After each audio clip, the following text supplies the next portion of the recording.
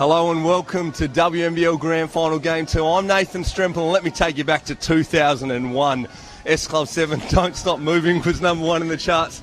Alex Wilson was a 6-year-old playing at Puzzle Park in Murray Bridge, and Belinda Snell was winning her second WNBL championship for the Sydney Uni Flames, and Michelle Timms was ending a 17-year career after leading Australia to their first ever silver medal at the 2000 Olympics. As we fast forward now to 2017, S Club 7 still probably getting a run through at a nightclub somewhere. Alex Wilson's coming off leading her team with 22 points in Game 1.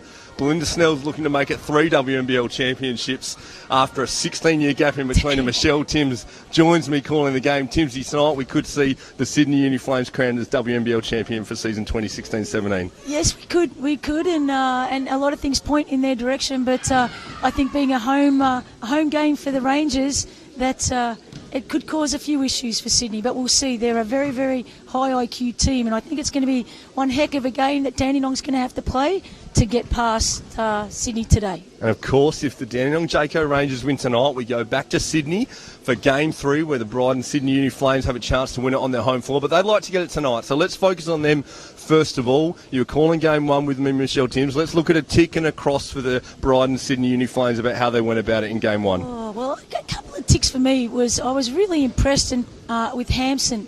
I thought she really hurt Dandenong in crucial stages of that game. And, of course, Wilson, like you mentioned, was super as well. I'm not a cross, but something that probably needs to improve. I think Snelly needs to have, Belinda Snell will be a bit disappointed with her game. I think she needs to have a good game for the team tonight. And obviously I think that's something that both teams have been talking about is defence. Their defence needs to improve, that's for sure. I agree with you on that. My cross, if anything, is defensively. Sarah Blitzar's got whatever she wanted. Getting to the rim, they're going to need to make a correction there. But a tick is not only Wilson and Hampson. Across the board, they got great contributions from all of their team. Dandenong are at their best when they're playing great defence. They're getting out in the break, and they only had 4 points in transition. That's not a lot for them. But anyway, earlier tonight, Rachel Jarry, 2-time Olympian, is joining us on the sidelines. She caught up with head coach of the Brydens Sydney Uni Flames, Cheryl Chambers. All right, Cheryl, thanks for joining us for a quick chat. Game 1, so you're in the box seat at the moment. What do you take from last week's game? What have you been working on at training this week? Well, I think both teams will probably be working on defence. It was a pretty high-scoring affair and probably great for the fans to watch, but I think hopefully you'll see a bit more of a lockdown this week. Yeah, and just with your defence, it looked like the girls at times were playing to stay out of foul trouble. Have you talked to them maybe about their mindset playing defence from the beginning of the game? Yeah, I don't know whether it was staying out of foul trouble. I think we were just really stagnant, which is not like us at all. Usually we just feed off each other. So, hopefully we'll be a bit more aggressive come the start of the game. Yeah, for sure. And just watching the game, it looked like it took a little while to get into your rhythm, and in the second half, your leaders stood up and took control of the game. Obviously, Leilani Mitchell was clutch in the finish. Snelly, was herself at times. And how important is that to your team to have those kind of girls that know what the game situation needs? Oh, look, it's more than anything. I mean, experience, you can't buy it, and both those players are really experienced, and they help other people be better. So, it's really important, and I'm sure it'll come down to it again tonight. Yeah, all right. And just on a personal note, it's been 8 years since you were here in playing in a grand final. Obviously, you were coaching Bulleen at that time, and you've sacrificed so much to be where you are, living in Sydney, and your husband Mark and your 3 beautiful children here in Melbourne. So what's that sacrifice mean to you to be here now, to playing in another grand final? Oh, look, it's really exciting, and I think it's most things in life. If you want to do something, you generally have to give up something. So there has been a bit of that, and I'm very lucky that I've got a supportive husband and 3 beautiful children. So it's been great, but, the work hasn't finished yet. Yeah, for sure. All right, good luck, Cheryl. Thanks for joining us, and I might see you as a champion soon. No worries. Great to get some insights there from WNBL 2016-17 Coach of the Year, Cheryl Chambers, obviously coach of the Brydens Sydney Uni Flames. Michelle Timms, talk to me now about the Dandenong Jayco Rangers. A close loss in Game 1. What did you like about how they went about it, and what's across about things they need to correct tonight? Well, one thing that we spoke at length about last Game 1 was the ability to defend the screen and roll, and I think that's crucial tonight. They need to tighten up in that area and have the players on the same page in regards to that, because I think that Sydney run a lot of on balls, and how Dandenong, if they're successful or not, might have a bit of an reason for outcome of this game. But a couple of ticks I really enjoyed watching Cummings play. We probably didn't speak about her enough really, but she did a great job last week. I thought defensively she was really solid for her team. And I liked how aggressive she was at the start of the game. In fact, I liked how aggressive all the players were at the start of the game. They just put the ball on the floor and went at the rack. So they need to come out, Dandenong need to come out aggressive, but they need to steer away from some of the brain fades that they're kind of known for having, which I thought really hurt them down the stretch, especially in that last quarter last week. And you're talking about guarding the on-ball. I wonder whether we see a few different looks tonight. We see Amelia Todd-Hunter's had a great year defensively. She went with Leilani Mitchell. I wonder, though, whether they make Leigh. We saw her cramping at the end of game one. They make her have some different looks, whether it's a bit of length and a Sarah Blitzar's guards are a bit of Steph Cumming, maybe some trapping off that on-ball. We saw her hurt them hitting that long triple to push it out to 7 down the stretch on the on-ball. But for mine as well, I'm interested in your thoughts. I'd love to see a bit more Amy Clydesdale, a bit more Lauren Scherf. I thought she nullified Jen Hampson a little bit, so maybe some of those different looks might help with the Rangers on their home floor. It'll definitely depend on the flow of the game, how Larissa will start the subs. But I was impressed with how Clydesdale went about business early on. She was aggressive like Cummings, so it'll be interesting to see how the flow of the game goes to see how much more court time she gets. But yeah, Scherf was good against Hampson though. We'll wait and see. There are our thoughts. Why don't we get some thoughts? Rachel Jarry caught up with head coach of the Dandenong Jayco Rangers, Larissa Anderson, earlier tonight. Okay, Larissa Anderson joining me. Thanks for coming on. Game 2 of the grand final. Obviously disappointed to lose game 1, but you must have taken some positives out of that. What do you guys take from game 1? What are you bringing into tonight? Yeah, definitely. I mean, always disappointed. You'd love to get game 1, but at the end of the day, it was on Sydney's turf. They played a really good game, but I was really proud of how our girls went as well. It was a really close game right up until the last 40 seconds, only a couple of points in it. So for us, I mean, obviously I think both coaches would be focusing on the same thing, defence. You can't expect to win a final when you allow a team to score 91 points, so that's our main focus. Yeah, for sure. And defensively, Sydney runs so many on-balls. How are you looking to defend that tonight? You got different plans up your sleeve? Yeah, I think we'll just try and mix it up. But again, I don't think we were far off the mark. It was only a couple down the stretch where we fell asleep a little bit. But and that's exactly what the issue was, just a few little lapses. So hopefully we can play a 40-minute game, and that should put us in a better position, hopefully. And what about Ali Malott? Hearing rumours that she might be under a bit of an injury cloud. Have you got an update with her status tonight? She's all good to go. All good to go? Nice. All right. Well, just before you go, the crowd's going to be hopefully sell out. How important is that to you? They've been awesome for you all season. Is that going to be exciting tonight? Yeah, hopefully. I mean, it's tough being a Friday night. There's a lot of kids and families complaining that they can't get here, which makes it really hard and disappointing because we would love them to be here too. But that's the way the fixture's been done for obvious reasons, being a 3-game series. So the crowd made a huge difference for Sydney. Hopefully our crowd can make a big difference for us. All right. Well, best of luck. Thanks for joining us. No worries. Can't wait for it. Thanks, Rach.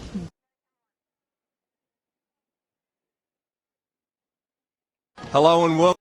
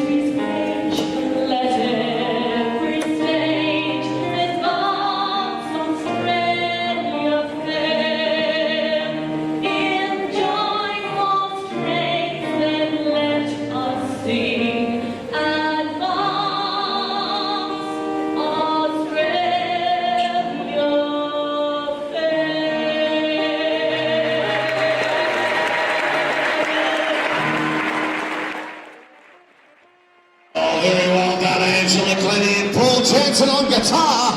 Start to warm it up in here. We've got 3 minutes on the clock. Let's do this, Rangers.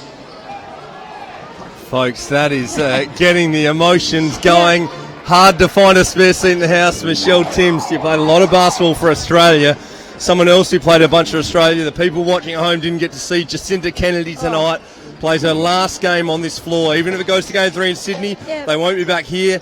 She's played a lot for the green and gold. She goes out tonight here in front of a full house at Dandenong. How's the emotions, Tinsy? I've played a lot of games, but I don't. Maybe I'm just getting old. That was emotional right there. The presentation to Jacinta, her family on the sidelines, brought a tear to my eye, and then that wonderful rendition of the national anthem. What a great way to start this grand final off.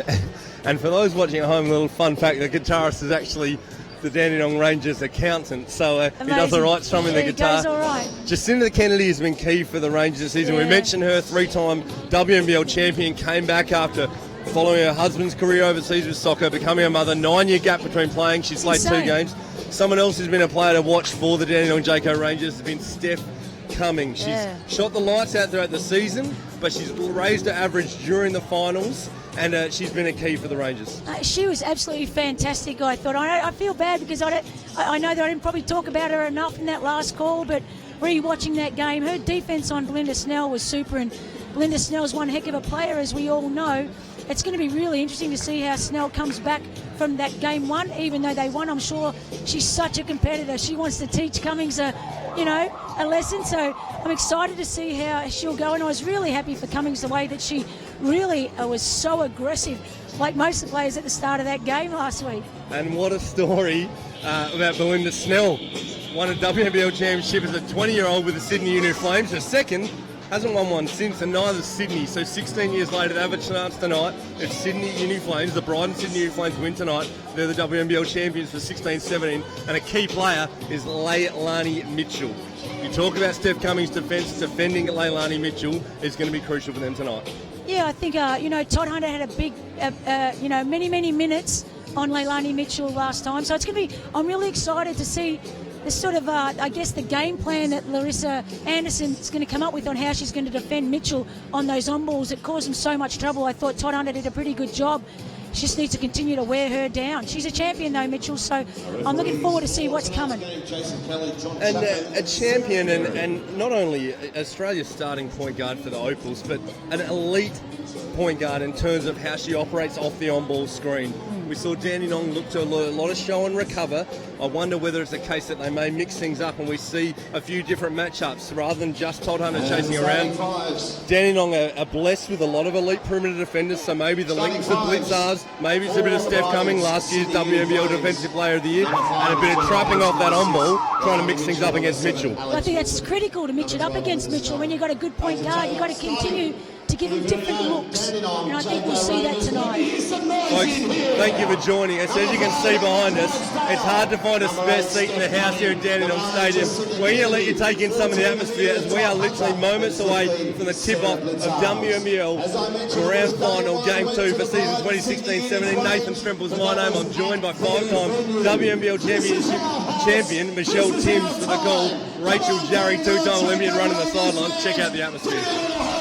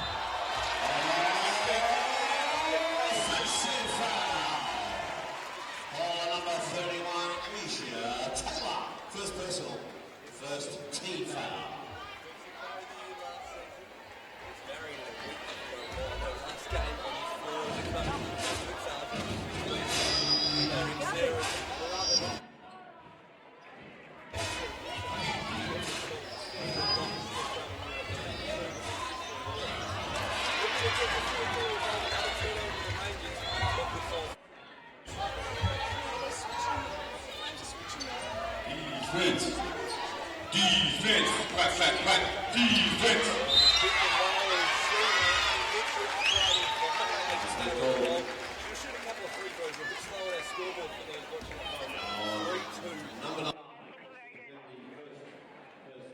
First kick out. Right, Sydney Uni Flames, number 31 on the line, Asia Taylor. Give me a little help in here.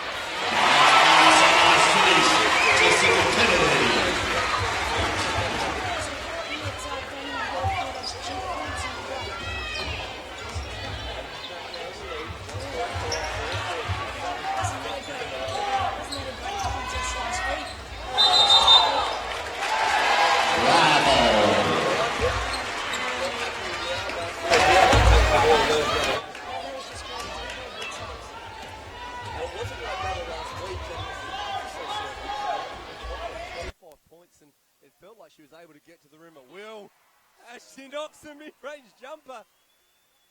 If you're Sydney, though, you've got to be happier with Blitzers taking a little pull-up mid-range jumper last week. She was able to do it now for the Flames. Pick and roll action again.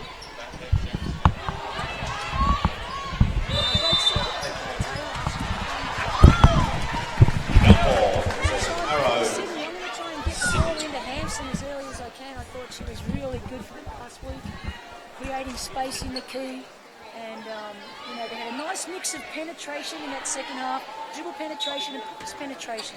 Definitely, they had issues with Hampson, as it looked like it might be the case there, when she's guarded by a Kennedy or a Malott. In terms of when Lauren Scher subbed in the game, that created an issue for the other way, as Sarah Blitzar's attacking the rim early.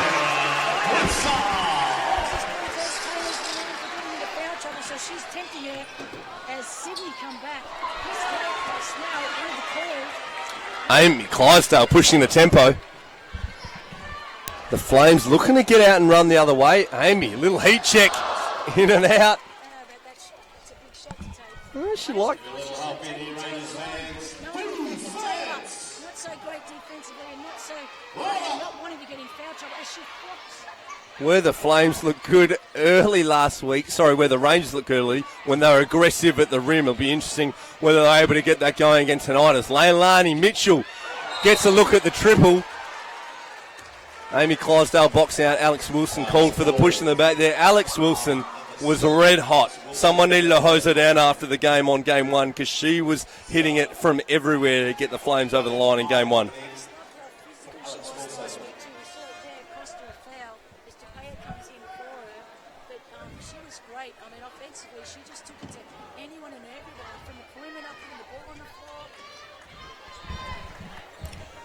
Here we go now, back with the Rangers, forced into their half-court set. They'd much prefer to be out and running, getting action in transition.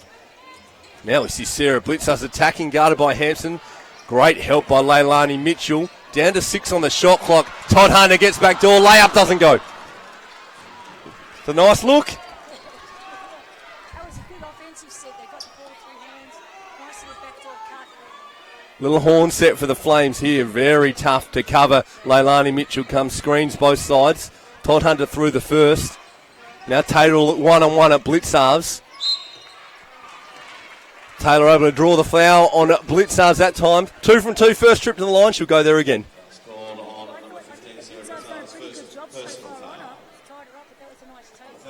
Asia Taylor is relentless at trying to get to the rim. When she gets the ball in her hand, she's thinking score first, get to the rim second, find a little mid-range jumper third, then she might think about finding a teammate.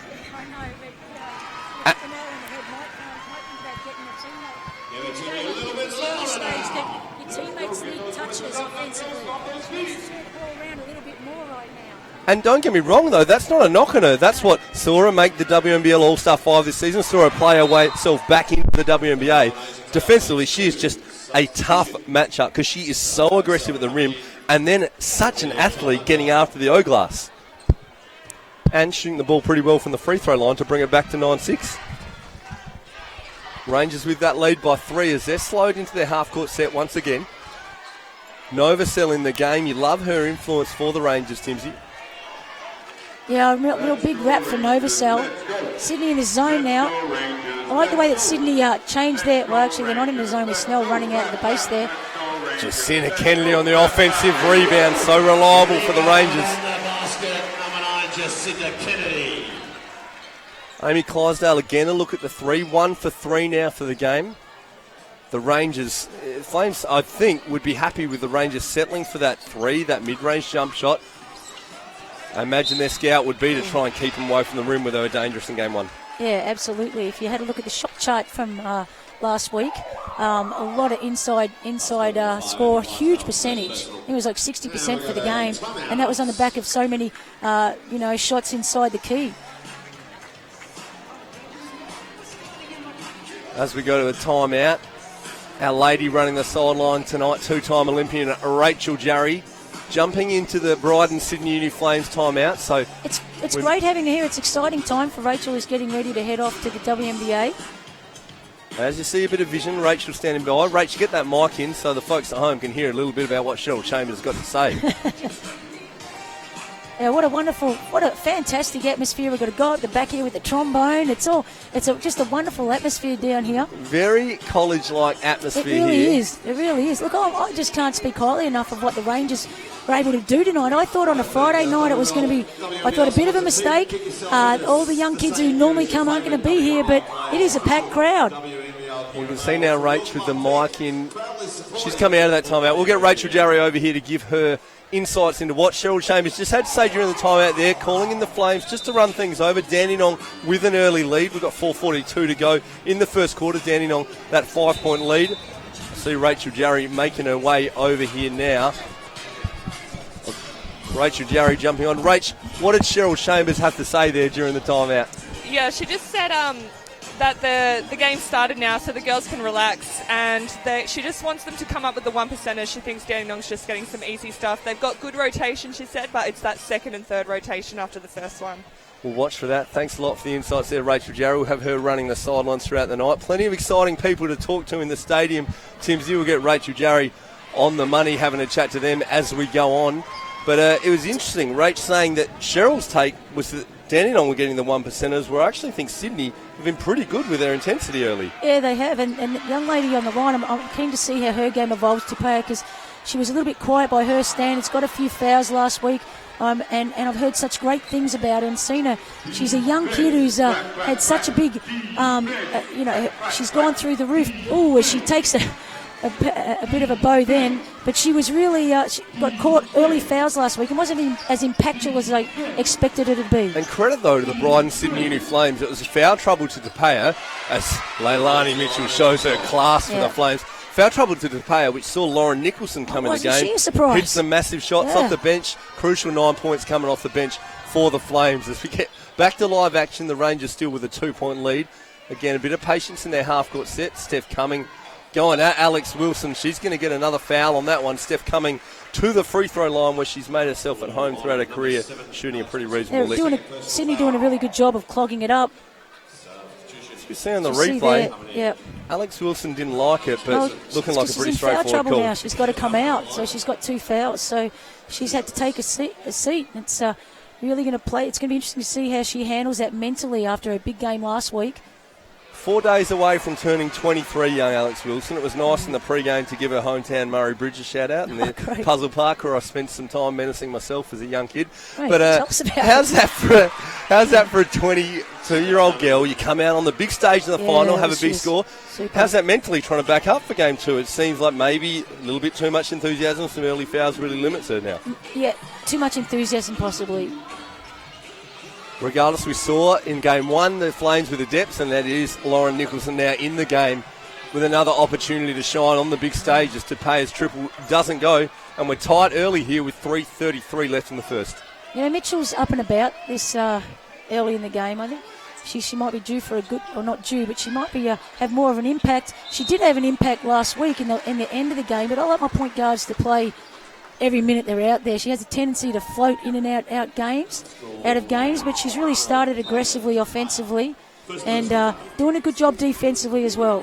So, Timsy, let me just clarify that, though, because we saw the Flames with contributions across the board. We saw, I think, 4 out of the 5 starters in double figures. Obviously, we mentioned Nicholson off the bench. So, as a point guard, if others are getting involved, if you've got Alex Wilson shooting the lights out, why not bank some petrol tickets when it's crunch time at the end of the game and you're hitting a big triple down the stretch? No, I like my point guards to have an impact. There's a big 3 by Clydesdale, but I don't know. I'd like a little bit more.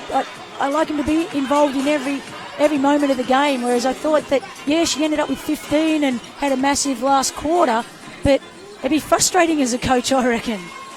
The veteran Belinda Snell, Steph Cumming wearing her like a glove. The Rangers now out and running. You mentioned Amy Clydesdale on the 3. She's worked so hard on that. Not been known as her strength, and no doubt wouldn't have been up high on the list of the Flames scout early, but she gets another look at it. Yeah, well, 3 from 5. Welcome to the finals, Amy Clydesdale. And I think it's game plan to Sydney. They're really daring him to take that 3, but they might have to change their mindset, because they're really clogging the lanes up, aware of what happened last week. And but they're allowing that 3, daring him to score, and they're shooting at such a high clip. Amy Clydesdale doing it at both ends.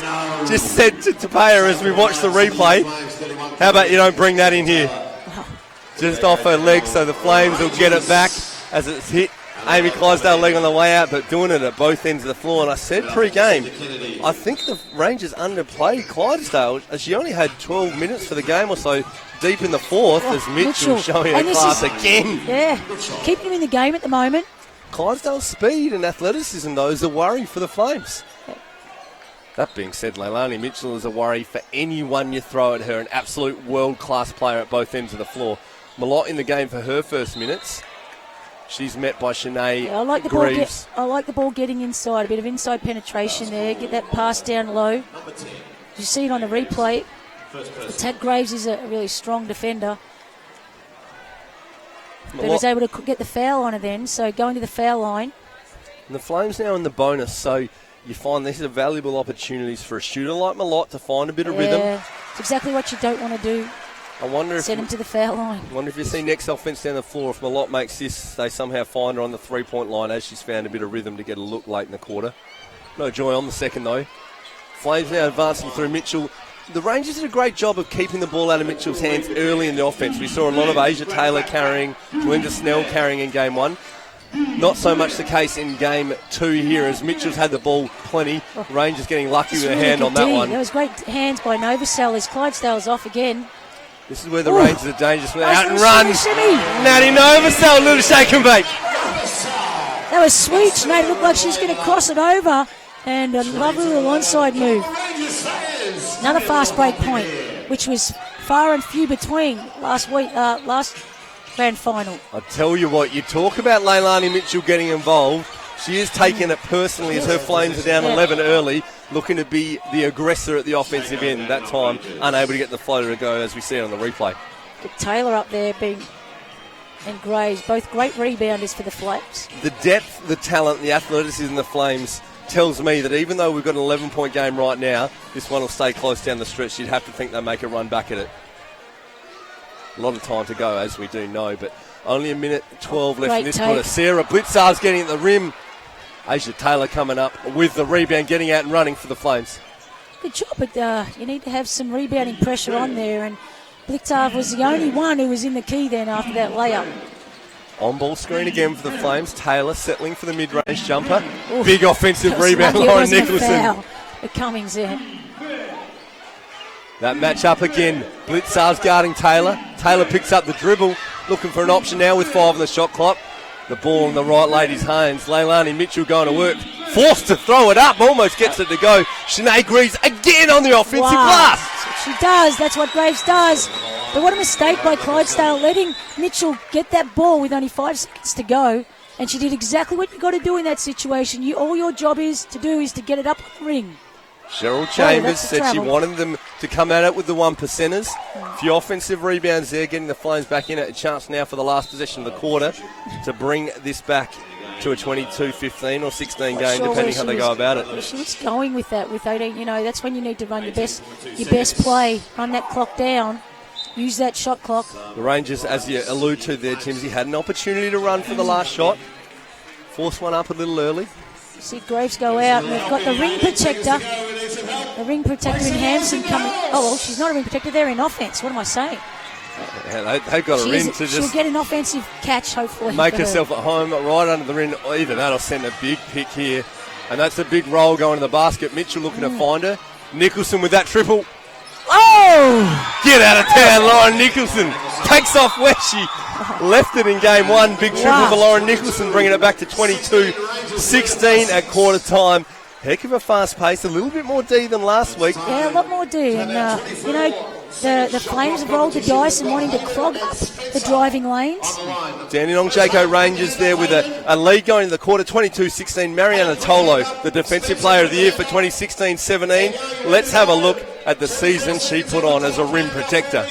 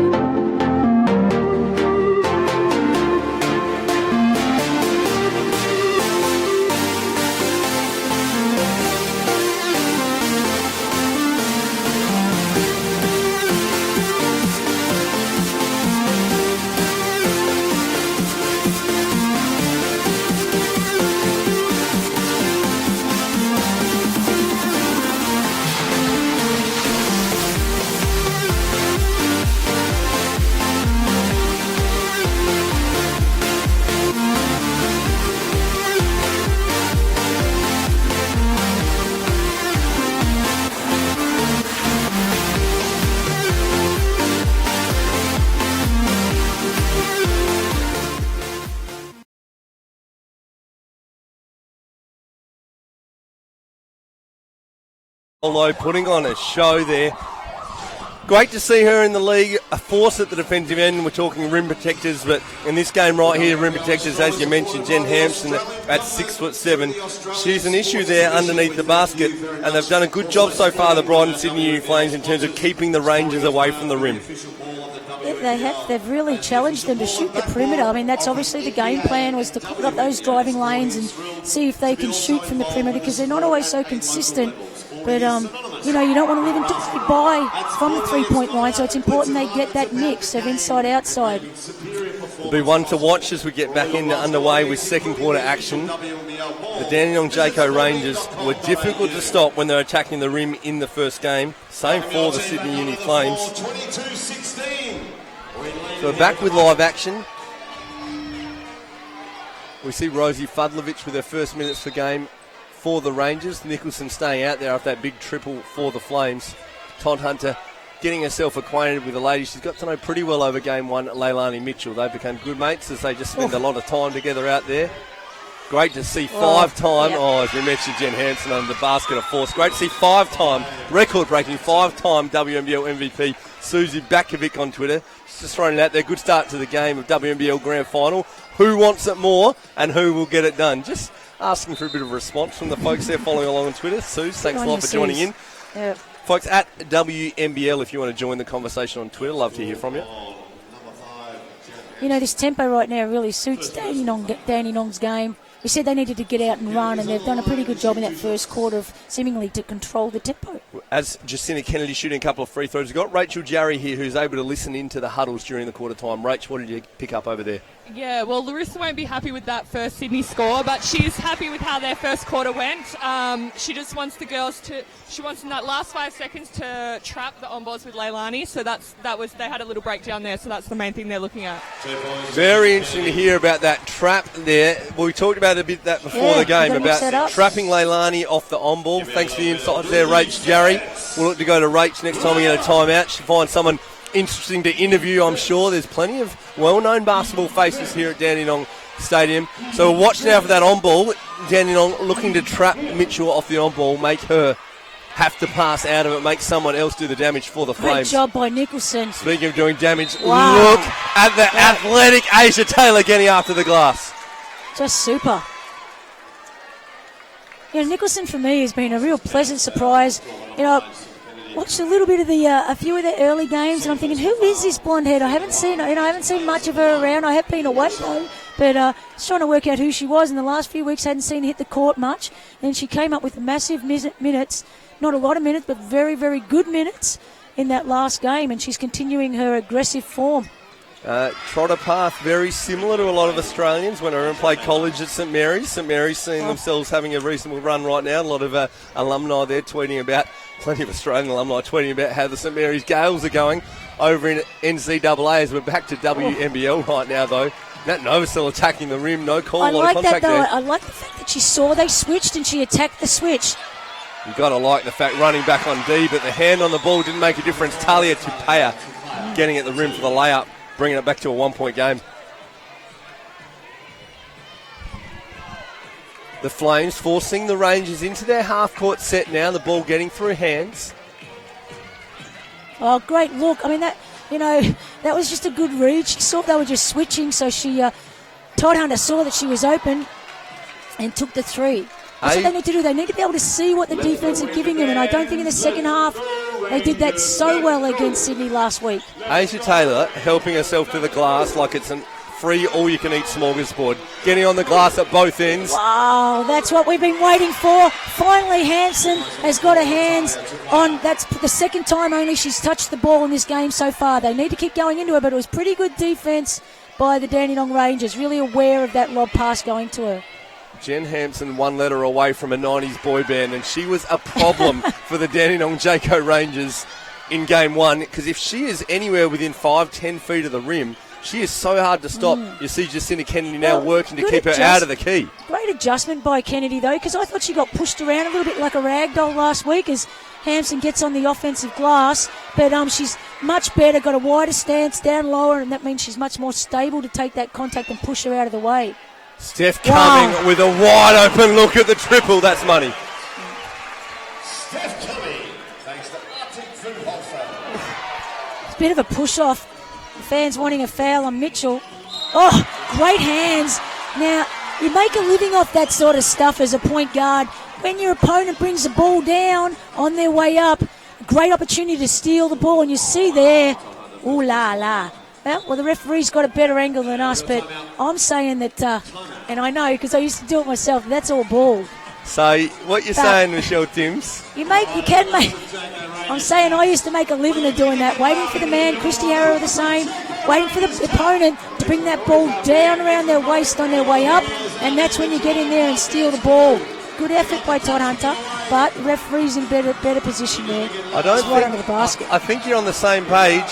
I think you, Amelia Todd Hunter, I saw the reaction from Jacinta Kennedy. I think they told the referee to check his phone because he's got a couple of missed calls. So they not happy with that call, but as we're looking at Rachel Jarry, I see her on the sideline. She's standing there with Trish Fallon, current staff member of the Dandenong Jayco Rangers, but obviously former champion player with the Brydens Sydney Uni Flames. Let's hear what Rachel's got to say with Trish Fallon.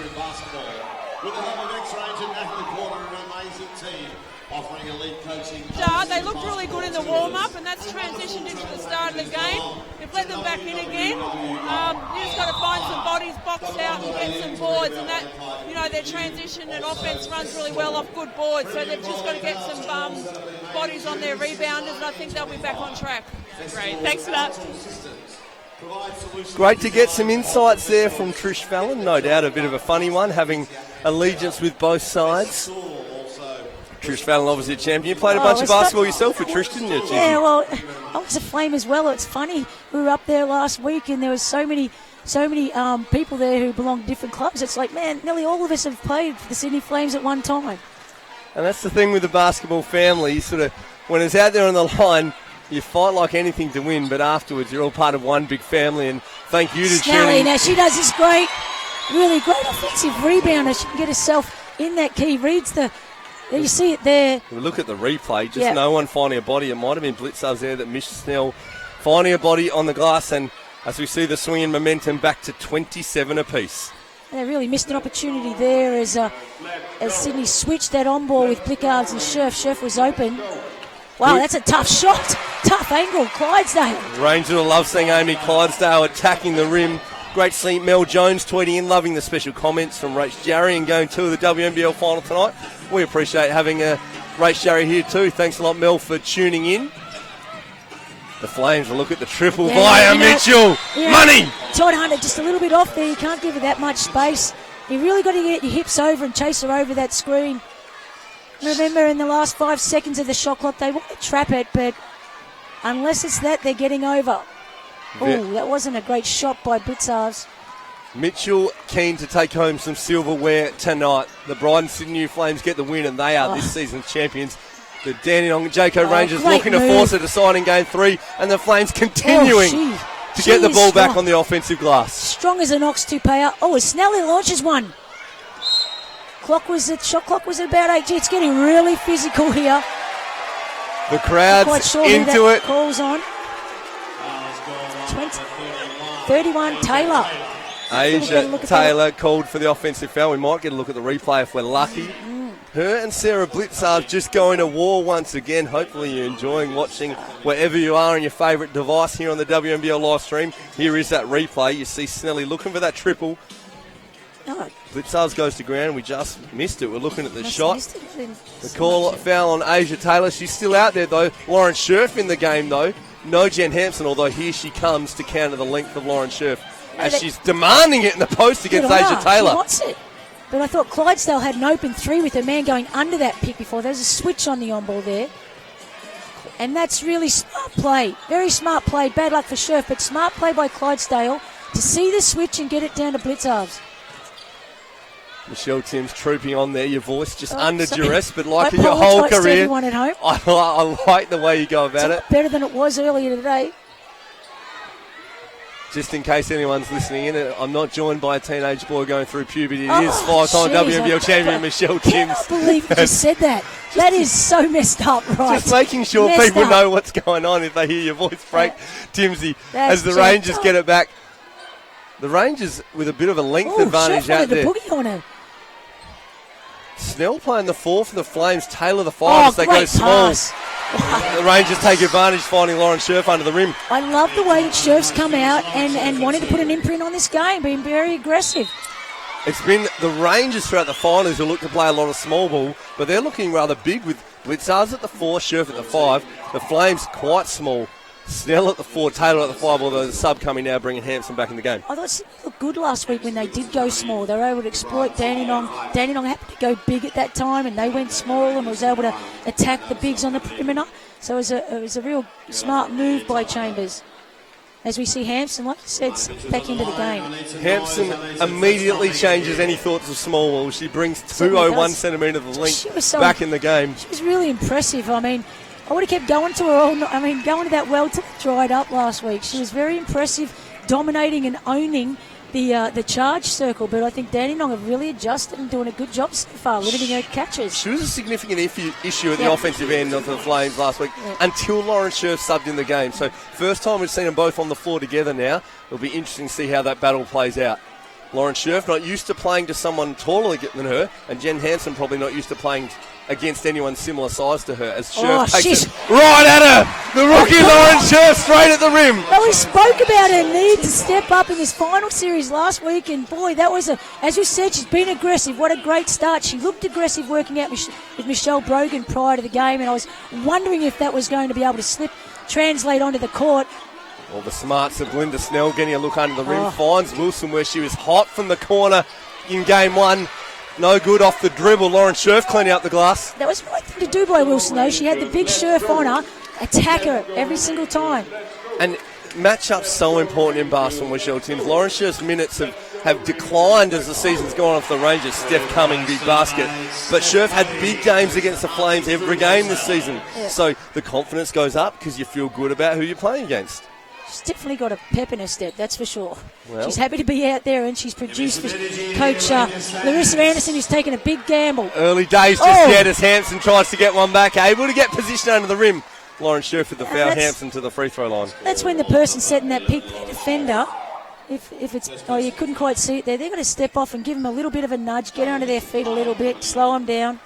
It's difficult for the big girl to defend that flex cut. That's a nice play. Great to hear. Champion of the game, Lauren Jackson, tuning in once again. Nice to see her contributing via Twitter. Just a few words. Hashtag Snelly. I feel like that tweet might have come out around the time when she grabbed that massive offensive rebound and put back. What a story. Belinda Snell, as a 20-year-old, wins her second WNBL championship for the Brydens Sydney Uni Flames. 16 years later, the Flames haven't won another one, and neither she, but she's still out there tonight. Chambers done a wonderful job of putting this team together, and to get Snelly involved with this group, I think is just, you talked about it last week with Alex Wilson and her development. I think it's had a lot to do with Coach Chambers and also Belinda Snell helping her along the way and sharing her experience. And the two you mentioned there, Belinda Snell, the captain, Cheryl Chambers, the coach. They'll be holding the trophy aloft tonight if the Brydens Sydney Uni Flames manage to get the win here at Game 2. The smarts of Snell drawing the defender and finding Nicholson. 10 on the shot clock. Thought she was going to get up with it then, as she does now. Rims it out. Second effort, Nicholson again. Wow. Loose ball to the Rangers, though. They're out and running. Steph Cumming, triple. Boy, that's a big shot. Snelly going back on the other way, putting on the afterburners. Oh. Get up, girls. Tapay is itching to make a perimeter shot. Nicholson is blowing out there. She is hurting. She's been running end to end. Steph Cumming gives a little bump on the cut to let her know she's still there. Physical game. Now we see the big ladies go to battle again. Tapay's look doesn't go. 3 seconds to go and she shoots an air ball. Oof. Some tired legs out there, and the physicality continues to go up. What a ball game. But then she's wide open at the other end. If Snell can get to her, she peels herself off the floor. Oh, and one. That's massive. That is massive. Just gets wiped out on an on-ball screen. As Blitzov points to her and has a few words, we'll watch it here. Wilson, very smart, getting into the body of Blitzov's then. And Blitzov's just not happy, Jan. Blitzov's not happy with the call. Not much in it. Wilson may be causing the contact, but Blitzov's gave him an opportunity to call that. Yeah. She's in two worlds there. She's either fouling or she's stepping back. And those two know each other well. Similar age, 6 months or so age gap. They played a lot of basketball with and against each other. So they're going to have a few friendly words out there. And I think that might be the Brydens Sydney Uni Flames' first lead of the game as they go up by 1 on that Alex Wilson free throw. Minute 48 left in the half. That's the thing. Watch Leilani Mitchell play D here. I'd really like to attack. There you go. I want to get her. If I'm Dandenong, I want to make her work. I want to attack her. She's not so high tempo in defence. Has a tendency to be a little bit lazy in defence. I know that's not going to, some people aren't going to be happy hearing that. But I'd look to attack that if I'm Dandenong. Make her play D. Well, one thing is for certain, we know that the Brydens Sydney Uni Flames want to play Leilani Mitchell for 40, if not close to. Yeah. So the harder you make her work, we saw her cramping at the end of game 1. They're making her work at the defensive end. It gets harder to make decisions and execute at the offensive end as the game wears on. Snelly getting another offensive rebound. What an awesome pass to Tupaia, who gets on the scoreboard. Wow, Snelly, she's a vet, right? I just love watching her play. Can't keep her down. There's no way you were going to be able to keep her down. Throw it out there again, Lauren Jackson. Hashtag Snelly on the no-look pass. Oh, Novacell looking to answer for the Rangers. Scherf's in there, though. Not another player for the Flames, as Hampson saw her late wide open. Jen Hampson getting caught sort of half closing out, left Lauren Jackson to clean up the offensive glass. Still a 1-point game. The Flames now executing in the half court. Hampson setting that on ball. Belinda Snell got a little feel for it. Wilson back. No, she didn't. I hope she makes it because, bad luck. Shot clock Hey. violation. The Flames. Sorry for everyone. I think I broke everyone's ear. Flames just adding a little extra hot sauce out there, trying to get in the flow. Belinda Snell, if you don't mind, Now, just that was pulling out not- all the tricks. That was not an accident, folks. Showtime, Snelly. 24 seconds, 29 seconds left into the game. 29 seconds left in the half. Sorry. Don't Sorry, sell I'm it getting short. excited. I In want half. more. Sorry, I my want more bad. basketball. Sorry. Great to see another massive matchup once again. I see Rach Jarry again, this time listening into the Brydens Sydney Uni Flames timeout. We'll try and get a word from her after the break. 1 point in it. Leilani Mitchell, aggressive early so far for the Flames, a big factor in the game. But Brydens Sydney Uni Flames getting after the glass at both ends. You'd have to think the Rangers will want to have that. As you look at some of the numbers, both teams down on their shooting percentage from game one. Isn't that a turnaround? 2 from 11 from the Flames from the perimeter. They were so good from the perimeter last week in Grand Final 1. And they shot the lights out. But as you scroll down and we talk about going to the glass, 24 rebounds to the Flames, 15 to the Rangers. The Rangers will need to change that if they want to get in the game, because we saw the Rangers the Flames with more shots throughout the game get them over the line. And half-time we'll have a better breakdown of that so we can see how many offensive boards and defensive boards, because that offensive boards, as we've spoken about, as you just mentioned, must be up fairly high for the Sydney Flames. 29 seconds to play in the half. This one tied, just as game one was. Watching for execution down the stretch. Yeah, a good clock Do the Rangers management try and get a one shot late here, Michelle, or they try and see if they can get 2 for 1? I don't think it's too close to get 2 for 1 there. The ball's getting handed in at 30. And you're right, you're looking at about a 4-second differential between the shot clock and the game clock. The Rangers executing, looking to work it down, and then they'll attack the offensive glass when they do take that shot late in the clock. 7 seconds now on the shot clock. Steph Cumming tied up. Be hard for them to get a look now. Novacell 2 seconds, finding she Sheriff. should have shot it. They got the look. She Not got much it off. time left for the Flames. That'll be the half as Leilani Mitchell No, you got to get it up. holds You've it got to up. get that ball up. Now Rachel Jarry just showing the intensity she shows as a player, getting out on court. Raced out there. She's trying to find a player to talk She's to. trying to grab Sarah She's Blitzard. grabbed Sarah Blitzars. We've There got a you go, quick we see her on chat with Sarah TV. Blitzars. We'll throw to them in just a moment. You can see them setting up out there as we go to half-time. 38-37. We'll go to Rachel Jarry with Sarah Blitzars. Sarah, great first quarter for you guys. Sydney came back a little bit in that second quarter. What do you think Larissa's message is going to be? Basically boxing out. The amount of second chance points they just got, we're trying to allow that. They're punishing us with that. And if we can clean that up, get Hanson out of the key, I think we'll look good. Yeah, and just you're penetrating really deep, finding open shooters. That was something you were working on coming into tonight? Yeah, definitely. Getting that second pass options. And, we went away from that just then. And if we come back to making that extra pass, getting our open shooters open, like Steph, Ali, all of them, then we'll be right. Good luck, mate. Great to get some insights there. Rachel Jarry, two-time Olympian, going to work, playing overseas this season, but we hope to see her back in the WNBL next season. But Michelle Timms there, hard pace in the first half, some swings in momentum as we look at a few highlights. That's always danger when you see Mitchell lighting it up from the three-point line. Just a little bit too much space that Todd Hunter gave her then on that on-ball. And just a little bit more defence this game. 1 point in it, though. So great to see both teams defensively. We will pick up and unwrap what happened in the second half for you in just a moment. As we look at some of the numbers here, we saw them flash up. That rebounds really just jumps out at you. The rebounds and the three-point shooting percentage by Sydney, which we already spoke about in that last time out. 27 boards to 17. 2 from 11, though. Both teams did a good job of adjusting, I thought, making sure they had a good mix of getting the ball inside and out. I thought, Dandenong went on a 6 run of getting the ball, pounding that ball inside. I thought they did a good job, and it was good to see Hampson getting a few inside touches as well. So not settling from the three-point line. 2 from 11's not great, but getting some inside touches, and of course being so good on that offensive glass, Sydney was. Great to get some initial thoughts there, Michelle Timms. Stay with us, folks.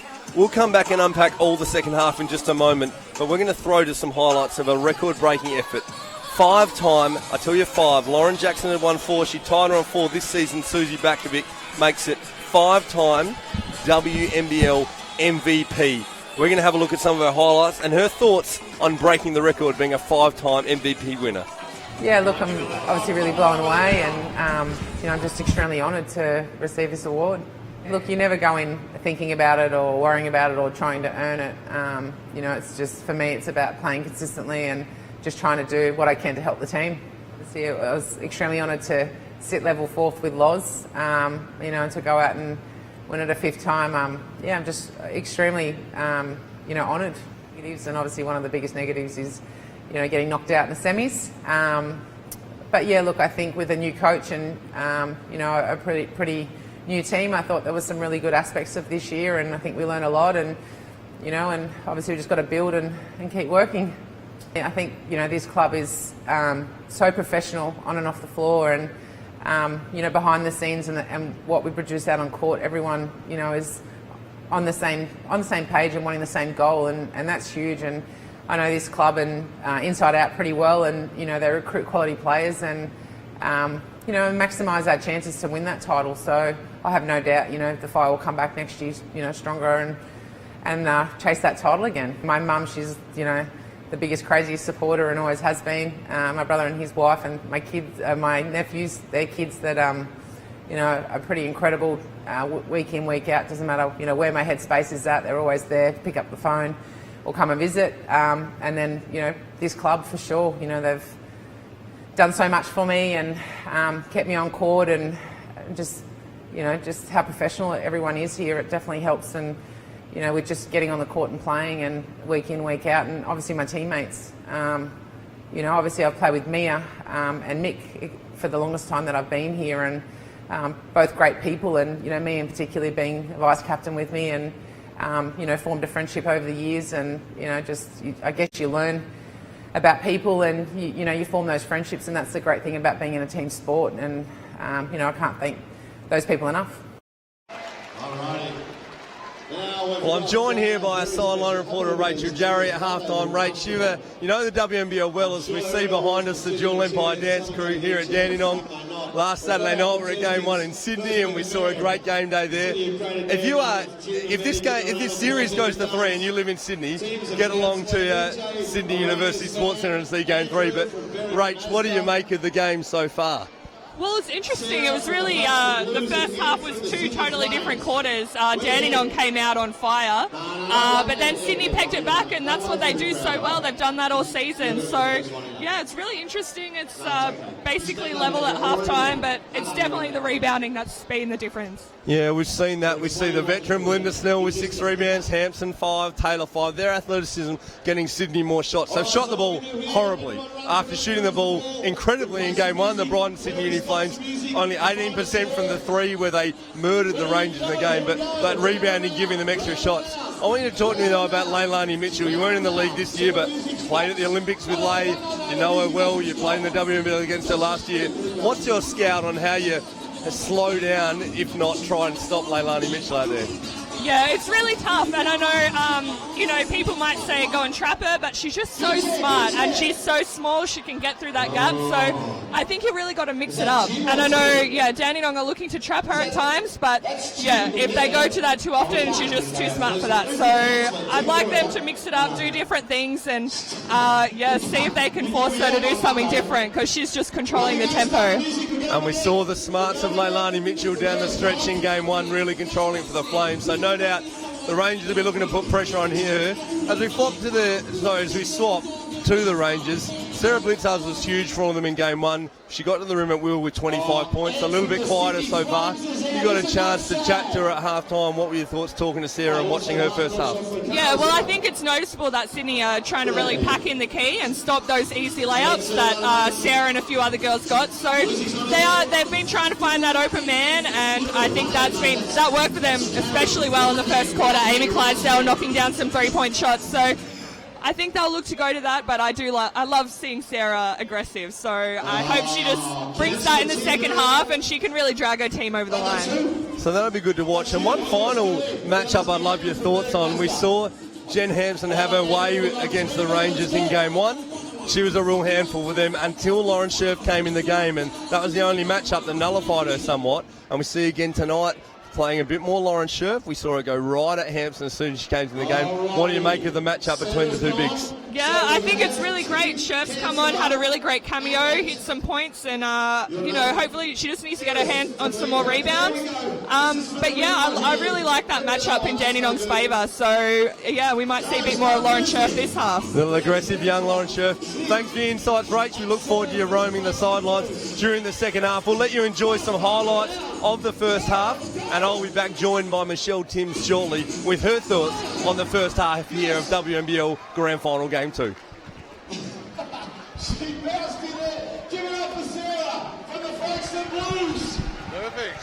Well done. And Councillor, well done. Hopefully you still got your job when you go and see them here over there. Put your hands together for the winner of musical chairs. Sarah from the Folkestone Blues. Give her a big round of applause. A prize for you there.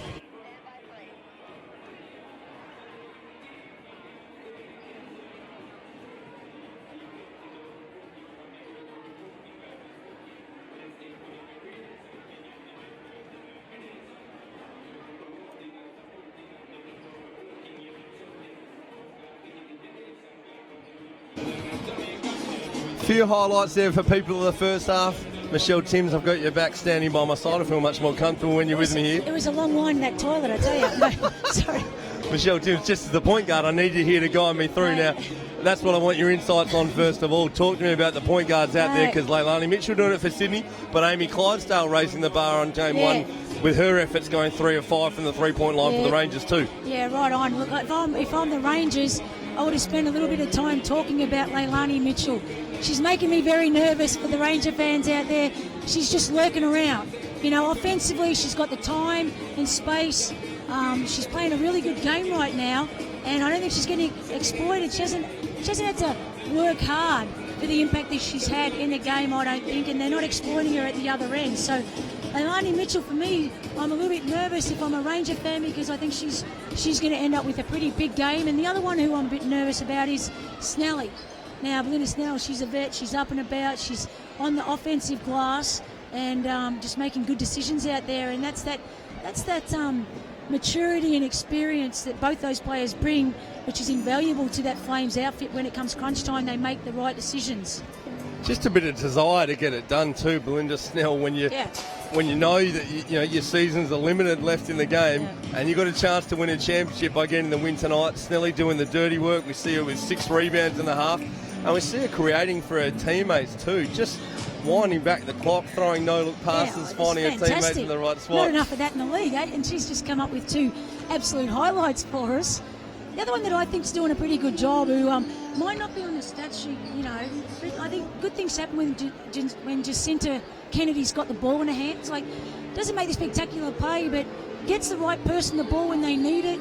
She's done a good job on Hampson, I thought, at times. So I think her, and as you mentioned, Scherf did a pretty good job on Hampson as well. Hampson not having as big an impact to the game. And I think the thing that's really helped Sydney has been their desire to get on that offensive glass right now. You mentioned Jacinta Kennedy. Yeah. We know it's her last game on this floor. 3-time WNBL champion before she took an extended break from the game. Won a grand final MVP, so no doubt Jacinta Kennedy with some smarts. How much of a difference to that emotion of the Rangers knowing they need a win tonight, otherwise it's the last game of her career? Does that play into it in the second half? Does that help or hinder how the Rangers go about it? Oh, look, I'm sure they've probably talked about it in the change rooms. They've probably spoken about it. They've also obviously spoken about what they need to do this half. But for sure, they know that there's 20 minutes or however long it is left in this game, and they've just got to lay everything out there. They can't leave anything, any stone unturned. They've got to give it everything they've got. Talk to me about the rebounding battle, because we saw Sydney shoot the ball at an incredible lick in game 1, whereas tonight they've been poor. 34% from the field, 18% on the 3, but they've killed the rebounding battle, so they've got extra touches keeping them in the game. Yeah, it doesn't hurt so much, does it? Like, they're shooting poorly, but they're absolutely cleaning up on the glass, the offensive glass. 12 offensive boards, that's huge. So I'm sure that's something that Larissa Anderson, I knew I'd get that wrong. Larissa Anderson would have spoken about is their need to make sure they're blocking out and keeping Sydney, who it's a scout, are great on the offensive glass. Now, we've seen different contributors here. The final question before we're about to jump back to some live action. We've seen different contributors. How do you talk to a young player like an Alex Wilson, who had a massive game 1? Similar age, Sarah Blitzars had a massive game 1, but a little bit quieter here in game 2. You're the coaches. How do you talk about it to bring them back into the game for the second half? I think Sarah's done okay. I think she's been. I think Wilson's probably the one who's been a little bit more quiet. And the big thing you got to say is just play each play. Live in the moment. Don't try and force it. Let the game come to you. Maybe focus on getting a deflection or something little that she can control. Folks, you can see the players getting back on court behind us. Just enjoy the atmosphere. We're jumping back on the call. Don't go anywhere. Second half, WNBL Grand Final Game 2. Yeah, we got 3 or 4 of them. Not too bad. Thanks for coming along. Jayco Dandenong Rangers fans, are you here? And that's how loud we want you to be throughout this second half. This is our home. Let's make some noise. Let's go. Rangers, let's go! Let's go, Rangers! Let's go loud! The Rangers crowd looking to start the second half as they have possession. Let's go, Rangers, let's go. Ringing throughout Dandenong Stadium, the Rangers with first possession. The Dandenong Jayco Rangers need a win here to keep their season going. The Brydens Sydney Uni Flames, a win will see them crowned champions for season 2016-17. First shot doesn't go for the Rangers. The Flames now with a look to open their scoring first in the second half.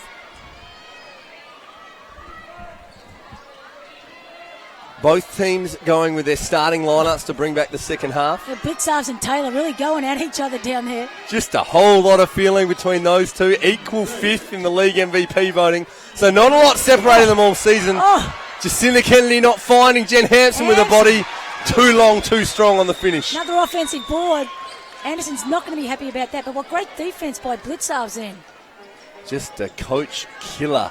Those offensive rebounds for the Brydens Sydney Uni Flames. Linda Snell, her 7th rebound for the game. She's off and running, finding Asia Taylor. And that was speed from Snell I haven't seen in a while. That was quick down the court and just a super passer. Snelly pulling out all the tricks so far tonight. As the Flames jump out to a quick 5-point lead.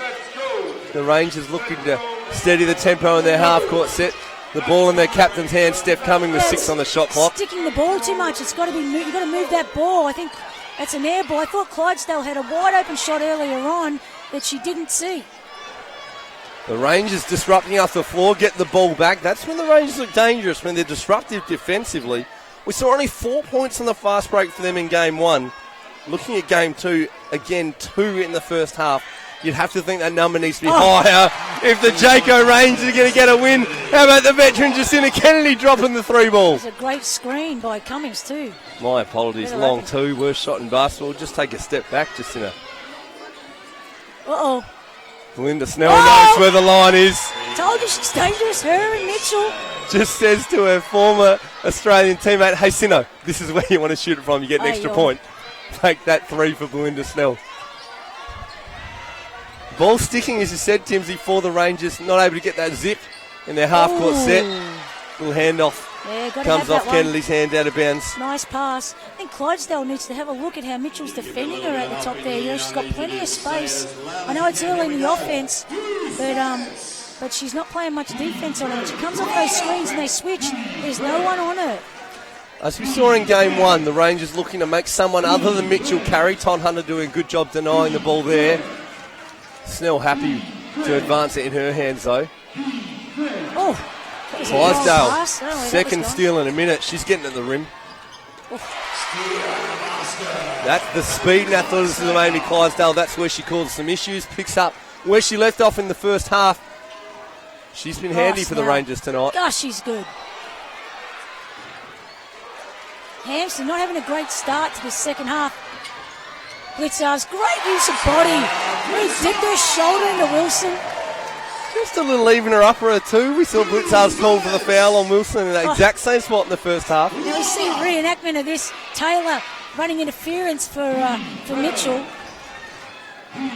Tonana making Mitchell work leads to a turnover. The Rangers out and running. Dunk it. And there it is. The lead has disappeared. It's 45 all and a quick timeout, as you'd expect. Heck of a game of basketball. Fast-paced, end-to-end, both teams going at it. We'll see Rachel Jarry looking to line up someone to chat to on the sideline. As that looked like it might be Nat Porter they're talking to. Nat Porter, current sponsor of the Jayco Rangers, her company Empire. Obviously, though, former Brydens Sydney Uni Flames player, though. Rachel Jarry setting up next to Olympian Nat Porter. We'll go to them right now. Got Nat Porter here, some more basketball royalty. Nat, thoughts on the game so far? Oh, look, it's a super intense game. I'm loving how physical it is. I used to love playing physically, so it's good to see that it's super physical out there. Tip, margin, Tip. Rangers by 3. Snelly to drain a 3 to put it up even, and then they're going to come back down. Steph coming with the 3 to finish it. All right, I like it. Back to you guys. I love it. Look at the young fella in the spotty shirt, just seeing his moment, getting a bit of TV time there, Timsy. Nat Porter just enjoying life in her corporate box there, just giving a few little expert insights to former Olympian as we look at some replays. Yeah, that was a tough finish by Blitzar. She tried to find her body to make it an M1. And Mitchell down the other end. Another good hands by Cummings. That's 2 turnovers in a row. Hampson and then Mitchell led the fast breaks. Hence, Rangers back in the ball game. Literally, just as we said the Rangers need to score more on the fast break, they do exactly that to bring it back to an even ball game, back to live action now. The Flames executing in the half court. Rangers steal again. They're off and running. Rangers came out and clogged that up into a zone that time. I love that. Out of a timeout, just take that throw to a offensive zone, set, yeah. Draw up whatever you like. I might just mess with you a little bit. Cindy Kennedy battling with Taylor on the glass. Asia Taylor couldn't come up with it, but they'll get the ball. And as expected, Graves is back on and Hampson taken out for Sydney. Didn't have a great start to that the third quarter. The tempo of the game makes a massive difference to how Jen Hansen fits in. If it's up and down, that's got to play into the strength of the Rangers as you see the Flames making an adjustment. Belinda Snell! Money! Wow. There's that zone. Snelly snuck around the base there. Belinda Snell says, What? You said zone? Yeah. Maybe not. The Rangers half-court set. Here's that battle again. Taylor and Blitzar's. Blitzar's settling for the mid-range jumper. I don't like that jumper. It's too early on the clock. It's contested. I just don't think that's a great decision. Especially Taylor has had issues throughout the season with foul trouble, so you'd like to see Blitzar's challenging her, getting at the rim. Alex Wilson. You talk about getting back in the game in the second half. It's a little confidence builder for Alex Wilson. Rangers need to be a little bit more patient. Handy one for Sydney too, just bringing that buffer back. Snell 3, Wilson 3, just jumping back out to a 6-point lead. Looks like that one might be on Wilson though. Six on the clock, 6 seconds to go. Get the ball down, a little bit of pass penetration into Blickar's where she was about to go to work. That foul on Wilson though, making it difficult for her. Foul trouble, they're leaving her out there though. They weren't sure who the foul was on, so they're taking her out now. And just the timing you didn't want. She's just hit a triple. Yeah, exactly. You think the Flames would like to see her out there to see if she can heat up a little like she was in game 1. Not to be though. Wilson to the bench. Nicholson back in. She was just as hot in game 1 too. Great D. They trapped that on ball. Cummings coughed it up. It was talked about the Rangers going to trap off the on ball. The Flames showing them how it's done. This time they cause a turnover. Belinda Snell. She can sniff a championship. She's pushed it out to 8 now. Snell, wasn't it just a minute ago it was even? Don't you love the veteran studs? They have all the tools in the kit bag and just do what needs to be done. The Snelly picking her moments. And that kills you, that turnover right there. This is important right now, Michelle Tins. 4:20 to go in the third. The Rangers need to stem the bleeding. And that would have hurt. That would have been 8-point margin. You wouldn't want it to slide out to double digits going into three-quarter time. The Rangers slowing the tempo. Oh, so dangerous. Belinda Snell again. Game. Belinda Snell quieter in game 1. She has come out to make a correction in game 2, Timsy. You know what? I knew you couldn't keep her down 2 games in a row. Just shows you, you're just never too old, are you, to keep playing. You take care of your body, which she's done a really good job of. And here she is. We just see some of the highlights there. Snell going at it. We're trying to get you some audio over from the Jayco Rangers timeout. Rach Jarry listening in there. We'll get her thoughts coming out of the timeout. She's stealing it. Laying the ball up. She's having a heck of a third quarter is Snell. Real dangerous sign. Rach Jarry listening in. Now's the time for the Dandenong Jayco Rangers. 4 minutes to go in the third, a 10-point game. They need to string this back. You wouldn't want this to be double digits going into a fourth quarter and the Brydens Sydney Uni Flames a chance to win for a championship in the last quarter. They've got to take care of the ball again in the offensive end. They're not just turning the ball over, they're turning it over to fast breaks. And it was the alternative of that. It was the Jayco Rangers causing turnovers that saw them bring the game back. But then, and overall, as we look at the numbers there, turnovers fairly even. Sydney shooting the ball a bit better. It's come back even now in terms of shooting percentage. Sydney have come out better in this third quarter. It's what happens with the turnover, though, as we saw in the first game. Turnovers led to points for Sydney Flames in game 1. Turnovers didn't lead to points for Rangers in game 1. It's a lot easier to shoot the ball a decent percentage when you're getting fast break layups. Lauren Jackson again getting around Snelly on the Twitter. Just looking to get it trending. Hashtag Snelly. Show them what you got. Still got woman. Hashtag old girls rep. I like it. 36-year-old Belinda Snell as the Rangers out of the timeout, causing a turnover. They're going to have to dig deep right here. Great to see Abby Bishop on Twitter as well. Rach Jarry, such a natural with a mic, talking any sport, especially basketball. Let's hear what she's got to say now. Rach, what happened in that Rangers timeout?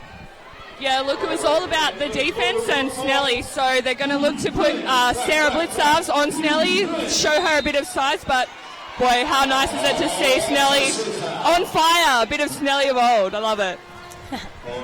Jarry, Did I hear that? Did I hear that it was Snelly? Blitzarves going to pick up Snelly, is that what you said? Yep, wow. Someone's got to lock her down. So Sarah Blitzarves crucial at the offensive end for the Rangers. They're looking for her to play two-way. Great two-way defender. We'll see what she's got against a veteran. So perhaps the former Opal versus the future Opal there. We'll look for that battle to unfold. Orange Scherf, just some physical D there from Sinead Graves saying no. We see that. Oh. Blitzarves looking to pick up Snelly. To pay her just a little, getting in the way, and Blitzarves says, why don't you meet my elbow? That foul called on Sarah Blitzarves. Now, as they set in the half court, we'll see. Third foul on Sarah Blitzarves. They leave her out there, though, 3:19. This is money time. She'll go to battle against Belinda Snell. Amy Clydesdale, so a different look guarding Leilani Mitchell. Oh, they go for the show and recover. Mitchell just poised, getting at the rim. Can't get the floater to go. Big box out, Ali Malott. Lauren Nicholson comes up with it, though. Great box out. Didn't secure the ball, though. The Flames another look. 8 in the shot clock. Oh, she's got to get off. She's got 3 seconds. Over a big hand, too. To pay a nice look. Sinead Graves hands on it. Steph Cumming now hustling. Both teams going at it. Who wants some more, Timsy? Tell you what, right now Sydney have some real blue-collar workers out there in Graves and Nicholson. Players that you know are going to come up with possession for you. And you've got to love that. Both teams working hard, going at it. They couldn't see who was out off. They called the jump ball, the arrow, meaning it goes back to a Rangers ball. 10 points in it still, though. 2:45 left in the third. Flames ball off the jump ball there. Michelle Timms. 10-point ball game still with 2:45 left in the third. This is money time. All the chocolates on the line. I'm not sure what the referees. It came off the glass, right? So it's a. No, I believe they're called a jump ball. Arrow pointing Flames' way, so Flames ball. I was wondering whether he's worried about the reset of the clock or what he's. I like this sub for the Rangers. Rosie Fudlovich in the game for Sarah Blitzars. Sarah with 3, a chance to protect Blitzars a little. But Fudlovich was great in her minutes in game 1. Loves the dirty stuff, loves to play D. They've sent her out there. She just picked up a foul then, matey. They've sent her out to try and nullify Belinda Snell, but that's only their second foul for the quarter. Why not use up one, just letting them know you're there? And the response from Cheryl Chambers, she says, if you want to sub Blitzars out, I'm going to throw Asia Taylor back at you. Speaking of someone who likes to get nasty. Nice look inside. Good hand from that Novacell. Oh, there she is on the glass. Disrupting the shot. The Rangers off and running.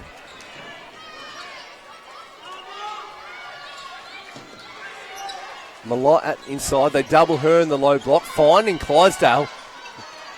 Good ball movement for the Rangers. 10 on the shot clock. Swing that quickly. Wide open for Nat Novacell. Can't get it to go. The Rangers this time, their chance to secure the offensive glass. Nice run down by the big girl. Big possession now for the Rangers. Steph Cumming looking to come off the off ball. Her bridesmaid in a week time. Rosie Fudlovich setting the pick. Big offensive rebound again, Ali Malott. Fudlovich in for some of her first minutes. It's physical out there. 6 on the shot clock. Steph Cumming again, a chance to make a play. Inside scoop. Wow, like it a lot. And it counts. Under the armpit. Nice inside scoop there. Cumming getting at the glass. Renowned for pulling up on that mid-range jumper. So you saw her there just take the extra step. In under Nicholson. She got a chance for a bonus free throw. Laid it up with her right hand under her armpit. Nicholson still shaking her head. Steph Cumming to the line though. Chance to bring it back to a 7-point game. Minute 52 left in the third. A lot came up big for the Rangers then. She had her money then, that last minute. And game 1 was so big time. And again, we see game 2, multiple lead changes and a chance for both teams going down the stretch, seeing who wants to stand up, who wants it more. Like to see Susie Bakovic getting around you on Twitter there, Timsy. So true, age is just a number. Well said. Snelly, all class, like a fine wine. Thanks for tuning in there, Suze. The Flames there executing 8 in the shot clock. There is that fine wine, bringing it into Asia Taylor. Aggressive at the rim. Double from the Rangers, shuts it down. They're off and running offensively. Got to at least hit the rim. Wide open Clydesdale. Belinda Snell, who else off the glass? Reliable Snelly cleaning up the glass. Leilani Mitchell now with the ball in their hands. That's the place that Cheryl Chambers likes it to be. She executes, picks a moment. Belinda Snell now 10 on the shot clock. Big triple. Oh! Wow. And you know what? Mitchell was not happy with Tupeya. She drew all the defence and expected Tupeya to shoot it, but she said, I'm going to the money man. You know what? I'll take that. Belinda Snell putting it back out to a 10-point game. The Rangers under pressure now to find a good look. No. Clydesdale hustling for the loose ball, won't get it. And the Flames a chance now to push into a further double-digit lead as we're knocking on the door of three-quarter time. 10-second differential on the shot and game clock. Mitchell cool as you like, waving the screen away. Snelly now lurking. Scores the on ball, finds Snelly again. Go back to the well, Belinda Snell. It rhymes. That one doesn't go. Wait Taylor for the call. and Looks getting like tied up. I think that's going to go on Taylor. Might see that on the replay. the fact Taylor's shaking her head and in the referee's ear makes me think that is who they've called the foul on. It was competitive, but she probably got caught for hooking her hand on the back of Cummings' neck. Her fourth foul for the Flames will be important with 12 seconds left. Any foul will send the Rangers to the free throw line. Sarah Blitzar's back in the game for the last 12 seconds. Jen Hampson brought in to protect the rim. Amy Clydesdale, little glance at the clock. 7 on it now as she gets right at the rim. Doesn't want it though, turns it over. Belinda Snell again from the half. Oh, goodness, you could have almost called that a foul.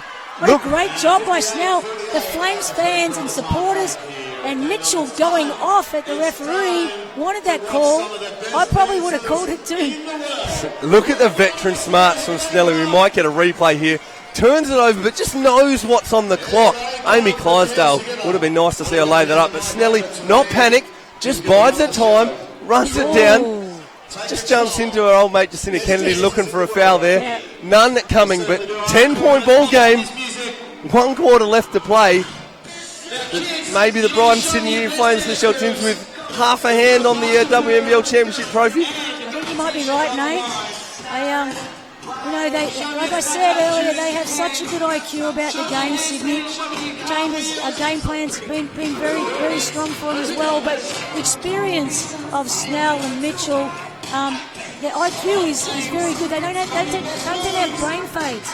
And we've seen a few brain fades again tonight from Dandenong, and really turnovers that have really hurt them, which have translated into fast breaks. So Sydney, like we say, half a hand, maybe a whole hand on the trophy here with a quarter to play, 10-point ball game. The Rangers only with 48 for the game. What do Dandenong need to find a way to claw back into this one, Tinsy? I think offensively they've got to go to some of their sets. They've got to start seeing what the defense is giving to them. I know I spoke about that a little bit earlier in that third quarter, but I don't think they're actually seeing what the D's giving them. They're not recognising the switches. You know, when they're switching, they need to get it. The post player needs to dive. Don't let them switch. But yeah, they've got to obviously attend to detail offensively, but defensively, have a look at these stats while they're up in air before they disappear.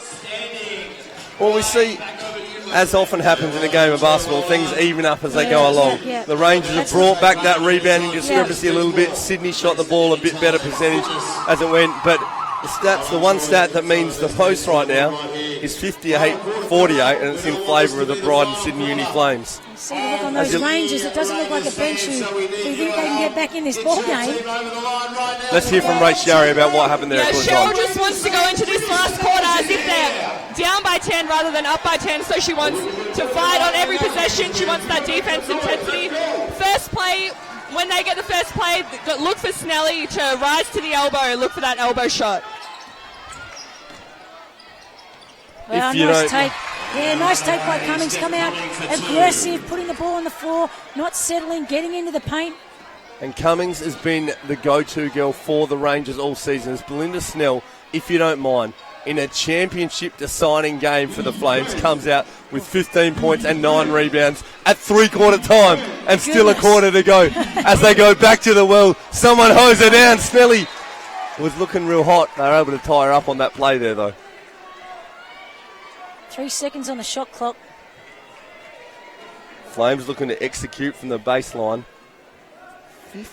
Snelly comes out in that third quarter and just goes, you know what, I had 2 points at the half. I might just drop 13 on you in the premiership quarter. I know we're talking basketball, let's call it the championship quarter. 13 points in a quarter from 36-year-old Belinda Snell. How you going? The floor wipers just cleaning up a bit of Belinda Snell's sweat there. They might need to just get a bit on their hands and rub it under the arms, see if it just rubs off on them. Absolute champion there, Belinda Snell. She's been huge. 3 seconds on the shot clock for the Flames. I think they got the rim. Jacinta Kennedy doing a great job. We saw earlier in the game they were able to find Hanson on the rim on that play. Kennedy this time denying her. And that's a shot clock violation. The Rangers will get the ball back. 8-point ball game. Looking to claw this one back as they try and keep their season alive. And the career of that lady there, Jacinta Kennedy, alive. You called it about the veterans. The ball in Jacinta Kennedy's hands makes good things happen for the Jayco Rangers. Steph coming, attacking the rim. 201 centimetre. Hampson says no. That's a tough hand to shoot over, Timsy. Yeah, that is a big hand. So much length. 11 seconds on the clock. Big volleyball background there, Jen Hampson. She showed it there with a heck of a spike out of bounds. Coming, though, a chance to make amends. Look at Sarah Blitzarves getting after it. We need her to get back in the ball game if Rangers are going to have a sniff at this. Leilani Mitchell just testing the D. Look at that change of pace now going to Hampson under the rim. Ouch, that hurts. It's Hampson. Rewarding her for her work at the defensive end. What a great pass, though. It's a good option. If she's within 5 feet of the rim, getting the ball in her hands is a good thing for the Flames. They bring it back out to 10 points. Pick and roll now for the Rangers. Coming, thinking twice about it, seeing Hampson there protecting the rim. Leilani Mitchell. She does that very well when the ball goes into the block. She's roaming as a defender and puts a lot of heat on those post players. Alex Wilson on the rim. Layup doesn't go. Gets it back on the O glass. Leilani Mitchell. Yeah, feeling it, but I think there's probably a good chance then. That was early on that shot clock reset, so probably should have taken it out and used that 14 seconds. Good extra pass. Looking tired. Good extra pass. Steph Cumming, just no legs on it. Amelia Todd Hunter. The Hunter. You haven't seen that all game. As her name suggests. She is well known for that. Likes to come underneath and get those steals. Tired legs fall short for Sarah Blitzarves. Both teams just working hard out there, but players looking dead on their feet, Timsy. Well, Mitchell, when she ran over here near our bench to get that ball to play some D, looked very, very tired. There's 10 players out there, no exception. They're all sucking in the deep ones. Oh, what a split by Mitchell. Then the dish out. Swing, swing. Well, that was anticlimax there, but nice patch of play by Sydney. Nice split by Mitchell and that on ball. Absolute elite operator off the on ball. Jacinta Kennedy. Smart play. Yeah, Snell saying you can earn that one. Just up. You get yourself to the foul line. Smart play by Kennedy, though, knowing that herself and other players blowing a bit, just gets herself to the foul line. Chance for a little breather. Stops the clock as well, which for the Rangers, you're trying to claw it back. Just stopping that game clock as you're trying to get back into the game is a smart play. Steph Cumming with a quick breather for the Rangers. Nat Novasol now in the game. Jacinta Kennedy to shoot two.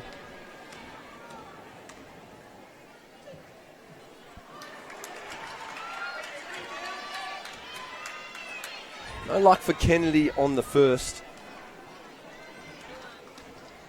7-11 left potentially in season 16-17 of the WNBL. There's a lot of life left in this ball game, no doubt. No doubt. You just get the sense that, Sydney, the experience, Snell taking a quick break now so she can burst back onto the scene and finish this game out.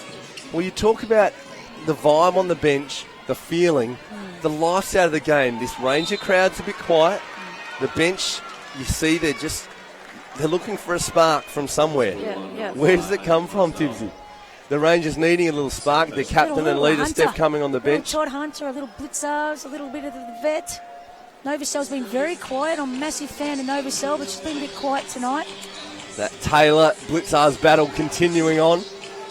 Blitzarves making her earn it on the inbounds and then just making her work up the floor.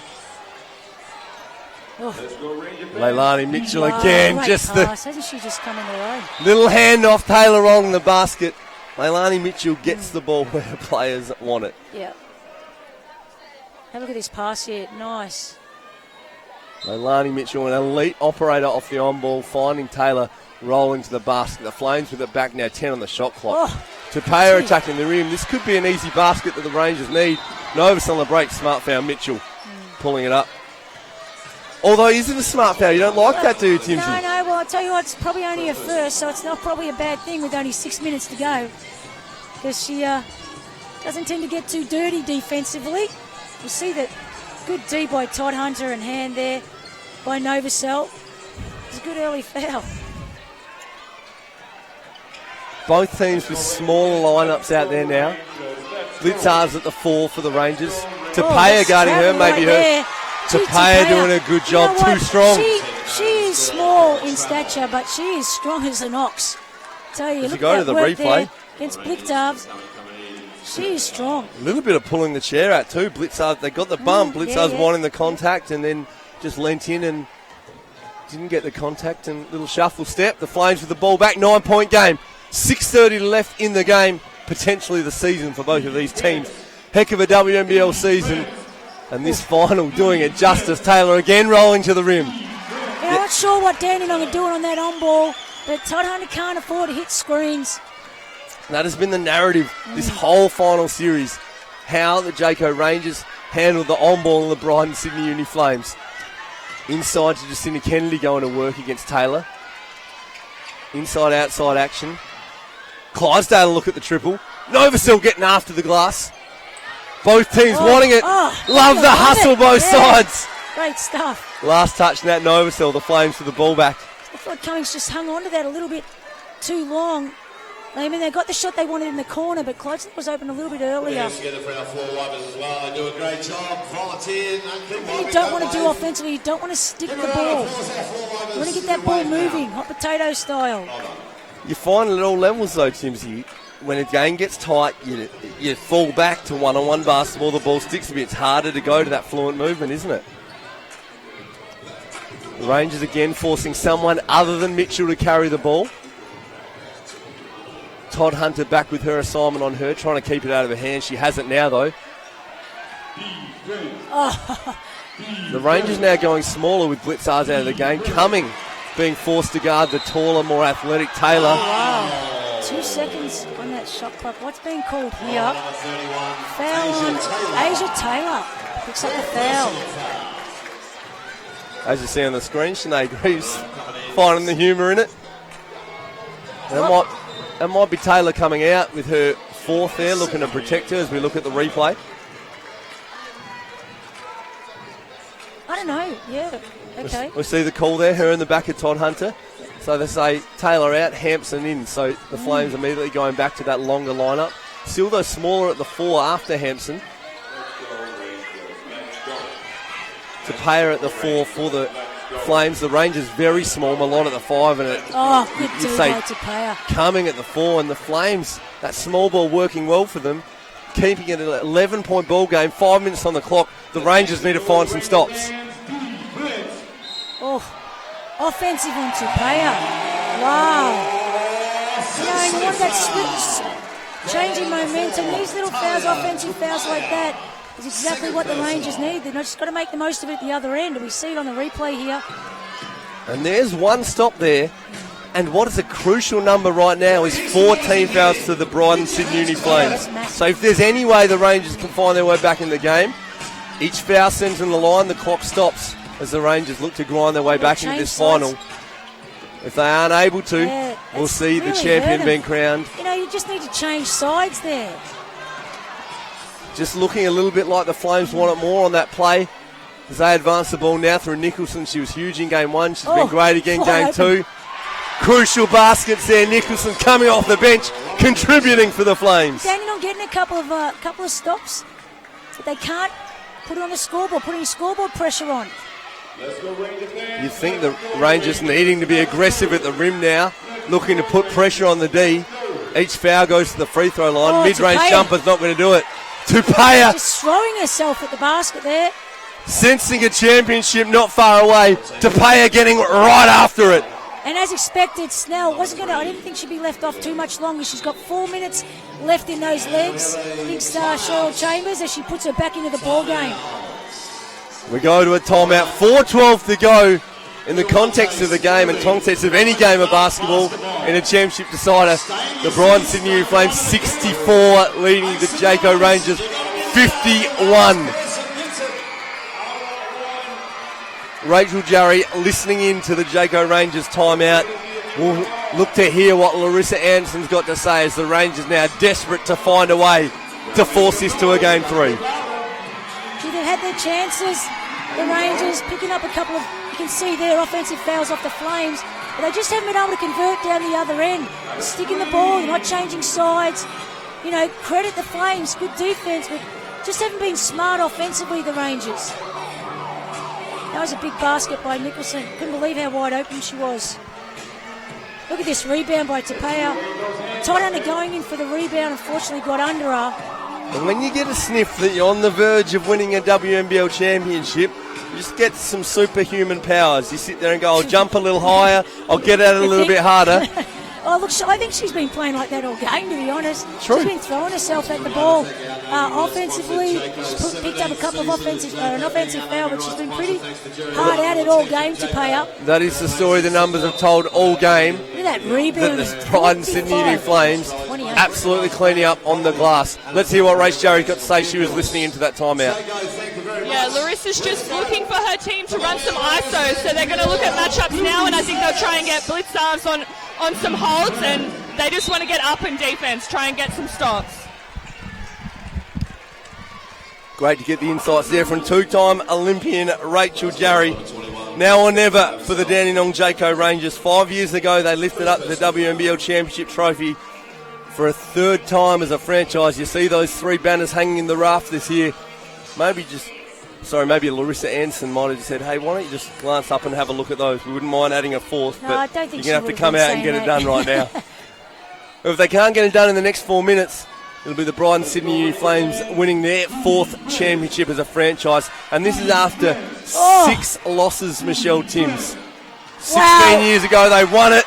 What a fantastic finish. Great catch by Hampson. Wilson threw that up, or was it Tapia? Hampson getting an unbelievable tough angle as Novosel goes to work. But there's the ring protector. She scores a basket at one end, protects the other one at the other. And Jen Hampson, usually pretty calm how she goes about it, but just real aggressive, nodding her head there, doing it at both ends for the Flames.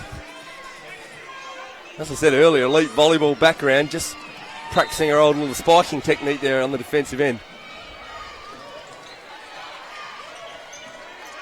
Lauren Scherf in the game. Steph coming. Big look. Ooh. Triple. Still life in it yet.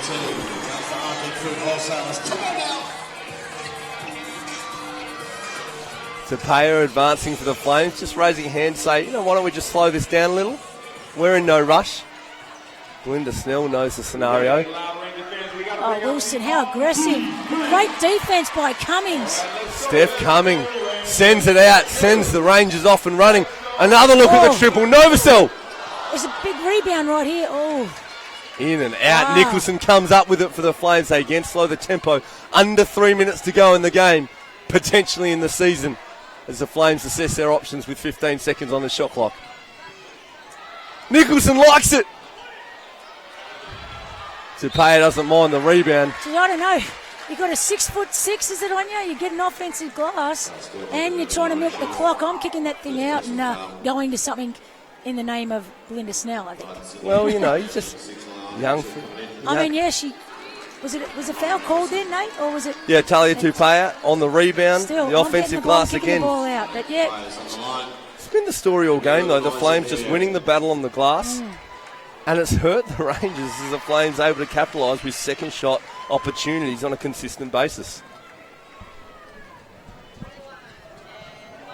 Well, she's going to be an exciting player to watch in the future, Tapia. Just hear so many great things about her. Charlotte Chambers can't speak highly enough about what she's done in her team. Big raps on Tapia, and we didn't see the best of her in game 1. Foul trouble, keeping her quiet. She's been crucial for the Flames in this game. Same spot, same result. 11-point game. The Rangers still have life. And much smarter, going to their best play sets, which they need to do, and that's an offense that's, Tapia really feeling it. That's an offense you can get into really quick, so you're not running a lot of time off the clock, and it's just giving them back-to-back. Well, not back-to-back, there's been a possession in between, but 2 threes in the corner from Cummings. Little foot over the line, making it a 2, though. Dang it. That one less point. Do that. It hurts you. Makes it 12 rather than 11. Tapia back to the free throw line. Both teams now in the bonus. Each foul seconds the line. The other thing I've seen a lot of this year is players, which is unheard of, slipping out of court when they take that shot. Ice from Tupaya from the foul line. Makes the first. Tupaya, whack, 14 points, 220. That's the equation. The Rangers again looking for a quick hit. Going to it again. They're running the same look, that little shut the door screen. This time it's Clydesdale for the triple. Nice. Nice look, offensive rebound, Novosel. Lefty hook for Scherf. Tupaya again on the glass. I can't believe it. Breakdown defensively. The Flames there nearly gave the Rangers a third swack at it that same play. Smart play by the Flames using the clock. Now the ball in Mitchell's hands. Great screen and roll action. The foul there, though. You've got to keep the ball out of Mitch. I mean, really, I'm stating the obvious, but you've really got to lock her up right now. Not let her touch the ball. Give credit, though, to the Brydens Sydney Uni absolute. Flames. Keep it out of Mitchell's hands. They've had some depth. Yeah. Contributors from the bench in Nicholson, Tupaya. Wilson's been great. We've seen Snelly tonight with a veteran performance. Hampson's been good, so you keep it out of Mitchell's hands. There's been plenty of others getting the job done. But I think this is a much better game from Mitchell tonight. She's just felt she's been in everything. She's, I think she's done a lot more offensively tonight than she did last week, even though she ended up with 15 points in the last game. She's been in control, In the last quarter, when it was there to be won, she was massive, and that brings me to the conversation as potentially we see this is the last game of the season. Oh, another turnover. The Rachel Spawn MVP trophy to be presented, the best player for the finals series out of these two teams. Oh. Timsy, who's on your mind? Has Mitchell done enough? Snelly's been huge in game 2, quieter in game 1. And Wilson huge in game 1. Wilson massive in game 1. Blitzar's been huge in game 1. Okay in game 2. Hampson steady across both for the Flames. Coming a big factor for the Rangers both times. I'll let you think about it a bit. I don't know. Because you might have about a minute 26 of game time to make a prediction. As the Rangers foul again, we'll go to the free throw line. Distracted me from the last minute 26 now. As we see Coach Cheryl Chambers clearing a bench out. And Wilson and Tupaya coming off the court. I'm very impressed with Tupaya. And a sign that this one may be done. The Flames fans are up and about. Yep. Cheryl Chambers getting a bench in the game. Sarah Graham's out there for her first minutes. And I might take this opportunity to... I did do a bit of a poll with a lot of the past Opal players. Yes, I know. I've heard about this poll. Let me hear. Carly Bogue also in for her first minutes as well. Yes, and the majority... For the Flames. Talk to me about this poll. What were the predictions out there? Christy Harrow, Lauren Jackson, Susie Batkovich. Pretty much... Natty Novosel just trying to keep it alive just a touch longer. Pretty much everybody, except for maybe 2, said it was going to be Sydney in 2 games. Just the... Well, this is where you need to tell me who didn't predict that. Yeah, well, Michelle Timms. I think Robert Marr thought it was going to go to 3. So, and I can pull it up quickly. I'll let you look back on your research there and find out who it is. I mean, if this does go as it looks like it might now, credit to the Brydens Sydney Uni Flames. Jeepers, Nat Novosel, though, keeping it alive. Turns it over, layout, bringing it back. The Rangers looking to be disruptive off the floor. Leilani Mitchell, a difficult one to pull up. The Rangers now looking for a steal or a foul just to keep some time on the clock. Sarah Graham, one they want to foul. They'll send her to the line. And how smart is Snelly? She knew they were going to foul, so she's got a little mate Sarah Graham to the foul line there. So, well, if she was even smarter, she'd get herself to the foul line. No, she's thinking, what does she need? Another 2 points next to her. No. True. She's already knowing she's getting another championship, so she's getting her little mate on the scoreboard. Tough gig when you've been sitting there for, do your maths, how many minutes that is, coming on the last 2. I'll call it just a touch under 39 with 1:04 left. No mistake on the second for Sarah Graham. She's on the score sheet in a WNBL Grand Final. Jen Hansen subs out. Shanae Graves back in. She gets her plaudits from the fans.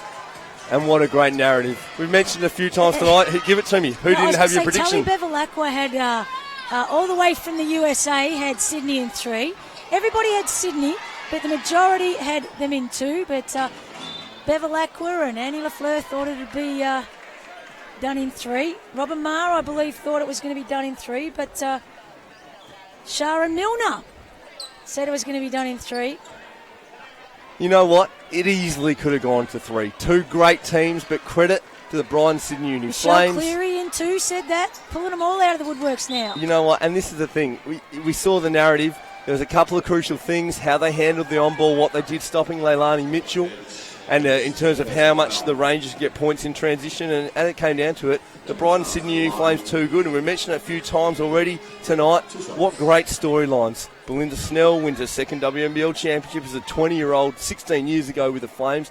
She's still out there now, 16 years later, to get her third, and the Flames fourth as a franchise after 6 out of 7 years following that championship win. Incredible. Disappointment in the grand final. But tonight, they'll be lifting the WNBL championship trophy.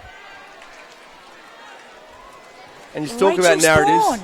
Rachel Spawn, Sydney in 2. Well, you talk about narratives too, as you see Cheryl Chambers is over there slapping fives from last on the bench right down to Karen Dalton. Cheryl Chambers, a long hiatus out of coaching in the WNBL, was still coaching at other levels, won herself a Seaboard Championship, got the opportunity this year. Husband, kids based in Melbourne went, you know what, I'm going to take this, I'm going to commute, brings the team together. What a job bringing this group together. Yeah, Gets a young lady, Leilani Mitchell, who's a big contributor, comes in. But she's brought together a team that love playing together, and they're going to be rewarded with a WNBL championship. They certainly are. You know, getting Snell late and just been able to... They didn't get off to a great start. But full credit to, Cheryl Championship? That's what we'll call her from now on. Cheryl Chambers. Championship Chambers, coach. you reckon? Novacell, just a chance. Snell just padded her stats again.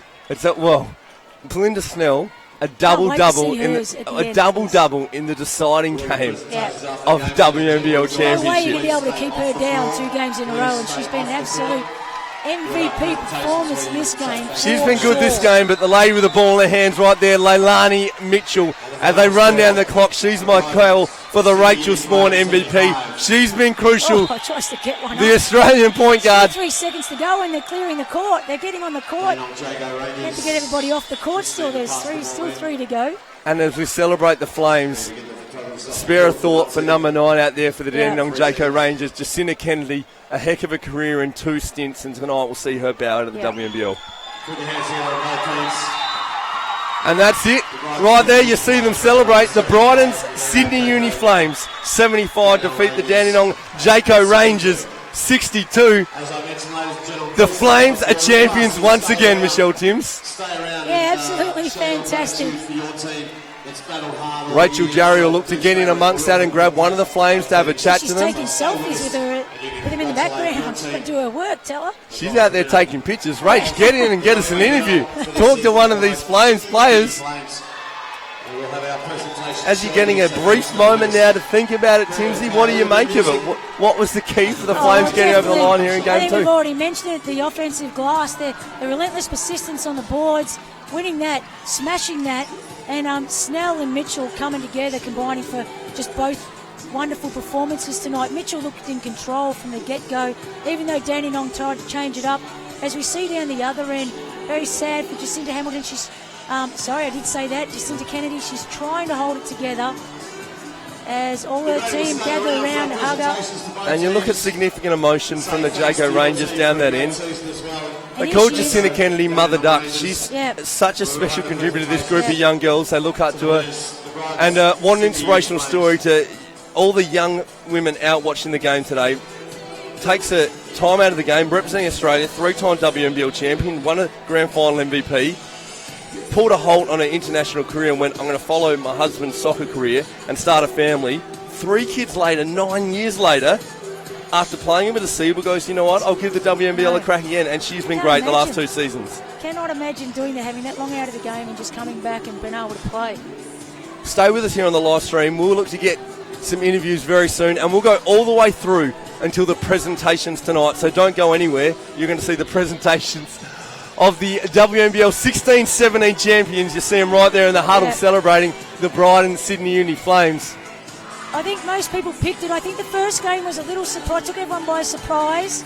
And there she is. Rachel Jarry, she hustles when she's playing. She's a bit slack getting us an interview out there, but she's managed to get herself Belinda Snell. We're looking at them getting set up. We'll go to them live in just a moment. As you can see on screen, everyone gathering around Jacinta Kennedy. She's positive and smiling as always. But we see her out there, Snelly, getting it done in Game 2. We'll cross to her with Rach Jarry now. amazing game, Snelly. Just tell us how you're feeling. I'm overexcited. Just so happy that we finally got the championship back to Sydney. It's been, I think, 16 years, so it's been a while. I'm just happy to share it with these girls. It's been a great season. And yourself, back to some vintage Snelly shooting. I know everyone was loving it back home. I saw Lauren Jackson tweeted in. She was loving it. So how'd that happen? You just... Look, I had a shocker in the first half. I was just concentrating on getting rebounds, making some nice passes.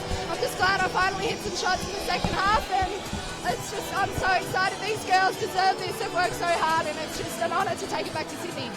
What about Cheryl? She just seems to have been such an amazing influence on you girls and really got that team chemistry going. Yeah, absolutely. The chemistry here has been amazing, and Cheryl's just, everybody's been enjoying the season, the Trivia Tuesdays that she brings out, the on the racket shoot around.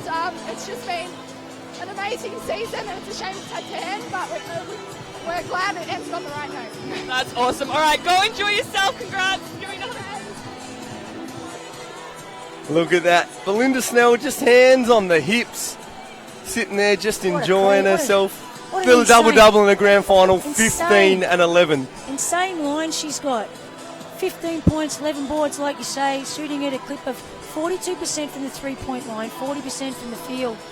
Just a great performance. So, Timsy, I'm going to leave you and Rachel Jarrett to unpack the game as I head on out, because I'm going to jump on that stage in just a moment to do the presentations. I'm going to hand over to Rachel Jarrett. Michelle Timms, it's been an absolute pleasure calling the game with you. I'll leave you and Rachel to unpack it. It's always tough. And you're saying Natalia goodbye to a fantastic crowd. Tupe ends up with 11 points. We'll go through, we might take a moment to go through the stats. Yeah. Rachel Jarry, I can't see a darn thing because I didn't bring my glasses, so I'm going to leave that up to you. Let's have a look at the team lines. Have you seen anything there that we can pick out from... Well, the first thing that jumps out to me is rebounding. 52 rebounds, Sydney. 34 Dandenong. So yeah, I think that's a telling story right there. 100%. And it's... how many offensive boards there, Rach? 10 offensive to Dandenong, 20 to Sydney. So 20. just too many second chance. Sydney had 12 at half time, finishing with 20. That's unbelievable. 20 offensive boards. And what Susie Batkovich tweeted, who wants it more? And that sort of stat with the offensive board tells you exactly who wanted it more. All right, I think we're just going to cross over to Nathan with the presentations. All righty. We are about to have our presentation up on the stage. It's almost ready. I'm going to throw it over to Nathan soon. Last time the Brydens Sydney Uni Flames won a championship, you were a 6-year-old running around in Puzzle Park at Murray Bridge. And now you see yourself in game one, crucial, leading the Flames with 22. Tonight, some foul trouble Herefordshire, but you still contributed late. How's you feeling? You're a WNBL champion once again. Yeah, it's a great feeling. It's incredible. This bunch of girls are amazing coming into the season. We weren't sure how we were going to go, and we've ended up winning the whole thing. So it's an incredible feeling, and it's great for Sydney to bring home the championship again. It's been a long time. Now, your captain, Belinda Snell, won her second when she was 20 with the Flames 16 years ago.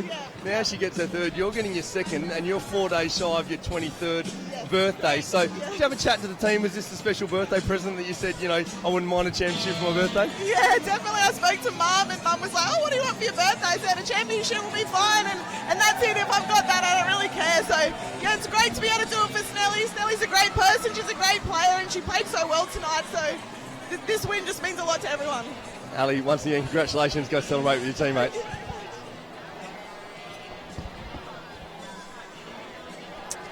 So, Rach, tell us a little bit about three-point percentage.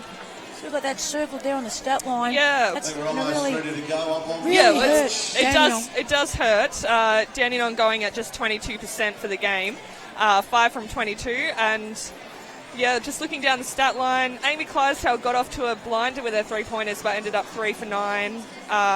Steph Cumming 2 for 6. Probably would have liked to shoot a little bit better. Nat Novosel 0 for 4. So just down the line, they just were all a little bit off tonight. We were speaking about Leilani Mitchell looking a bit tight. Actually, we're going to cross right now over to Leilani Mitchell with Nathan Stremple.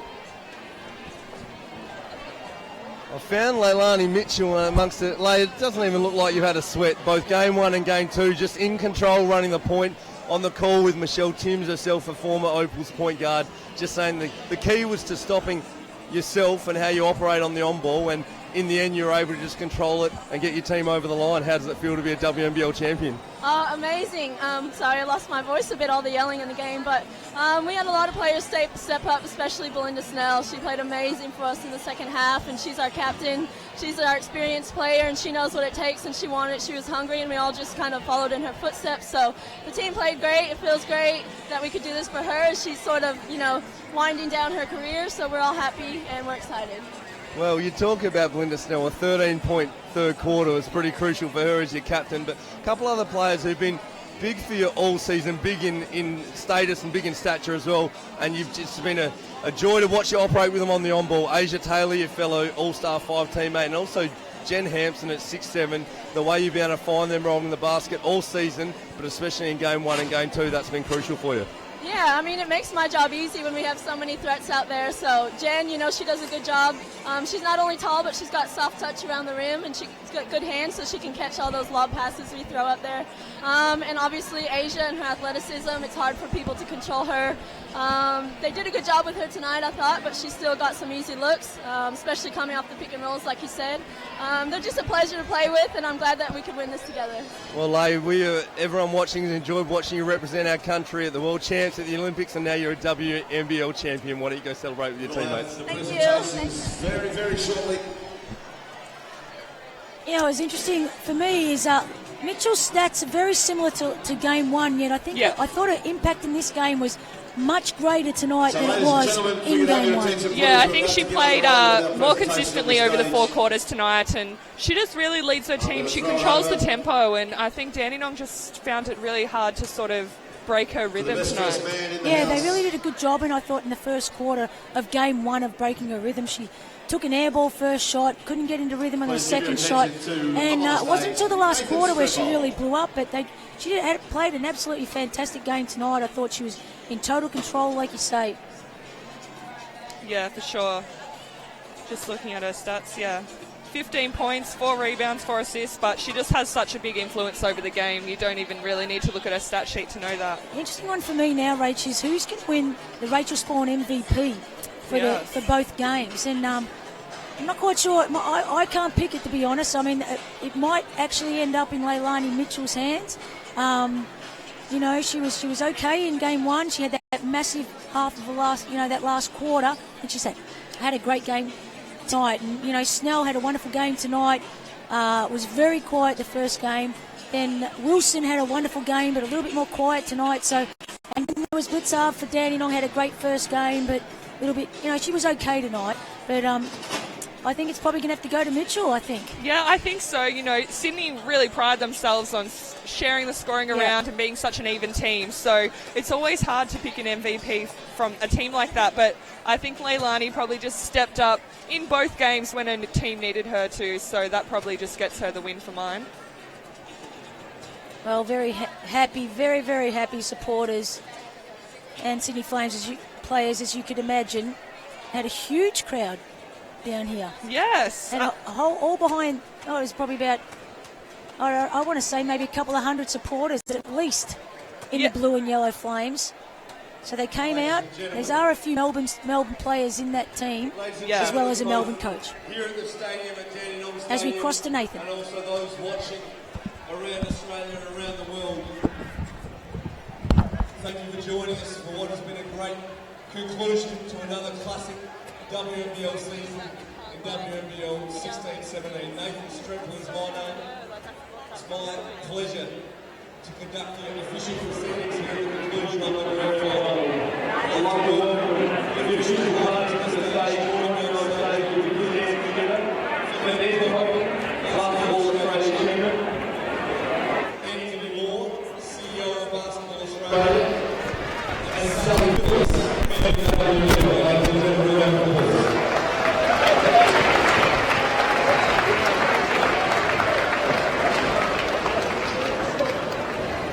And now I'd like to invite to the microphone for a short word of welcome, Basketball Australia Chairman, Andy Coleman.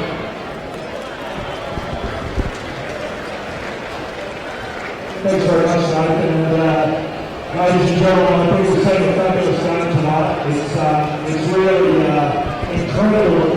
of the WNBL. It's one of the world's very best leagues, and I think we saw a fabulous game tonight.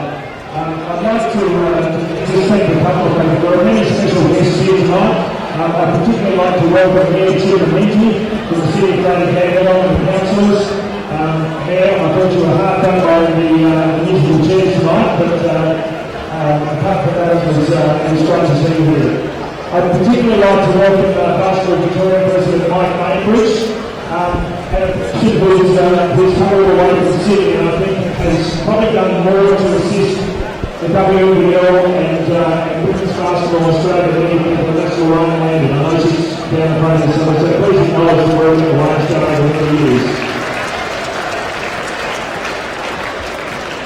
I'd like to acknowledge the work that's done by Basketball Australia WNBL management team, led by the CEO Anthony Moore, Paul Bailey, GM of the competition team, in particular Sally Phillips. You've done a fabulous job this year. You should be very proud of the competition that you've run. Congratulations. Of course, the game wouldn't be where it is without the referees, and I think we're around somewhere, but thank you to the referees. And to our officials tonight, our school officials, for the job you've done both tonight, and all of our officials who are here. To the Dandenong Jayco Rangers, Marissa, and your team, you've done a great game tonight. It's always tough to lose, but I think that you did the home crowd proud. And I'd particularly like to acknowledge Jacinta Kennedy's effort and game tonight, so congratulations, Jacinta. It's been a very long journey for the Brydens City University Flames. 2001, 6 grand final losses before getting here, and to the team, to girls, Cheryl, to Lee Green, Karen Dalton, and all of the support staff. I just think you've done a fabulous job. You deserve this, and you should celebrate hard.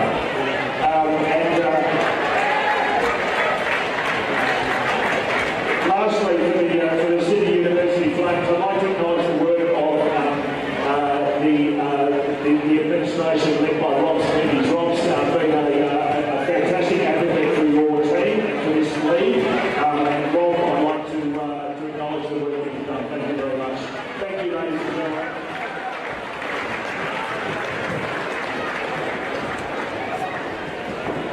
Now, ladies and gentlemen, I'd like to move on to the presentation for the game and the referees to the award-winning grand final referee medallion, and they'll be presented by the CEO of Basketball Australia, Anthony Moore.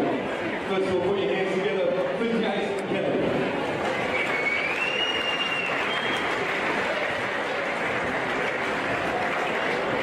And for Sarah Carey.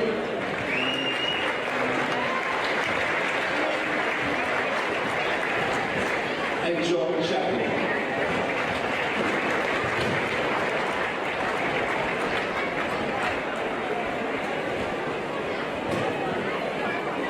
Ladies and gentlemen, I'd also like to acknowledge all the fans staying here in the stadium, the Dandenong Jayco Rangers fans staying around to pay respects, and also the Brydens Sydney Uni Flames fans who've travelled to be here. A big thank you to the fans staying there, showing respect to both teams.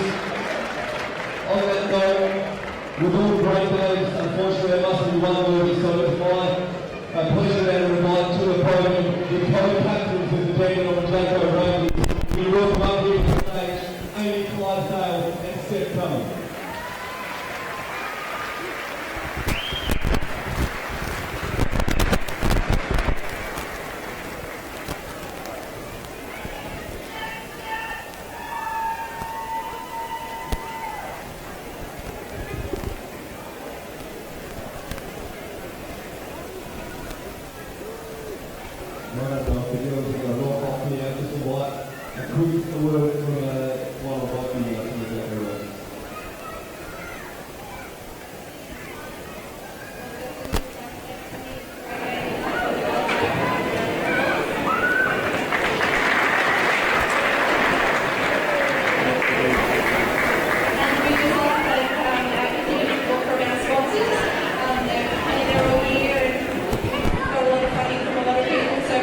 Let them know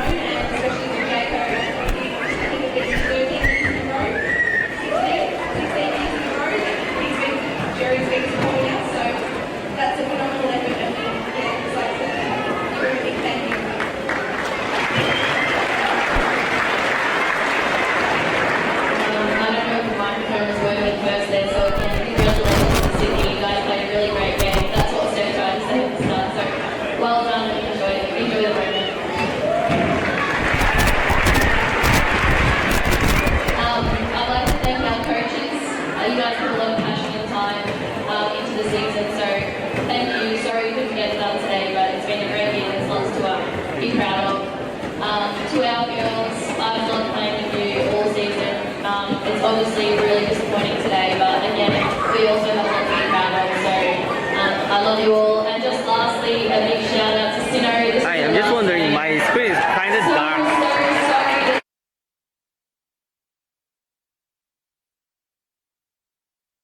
Enough to me, so congratulations. Guys, quite uncomfortable at the moment. Who did this anyway? Ladies and gentlemen, a round of applause for the co-captains of the Dandenong Jayco Rangers, Amy Clydesdale and Steph Cummings. Mine is kind of dark. When it zooms, it's dark.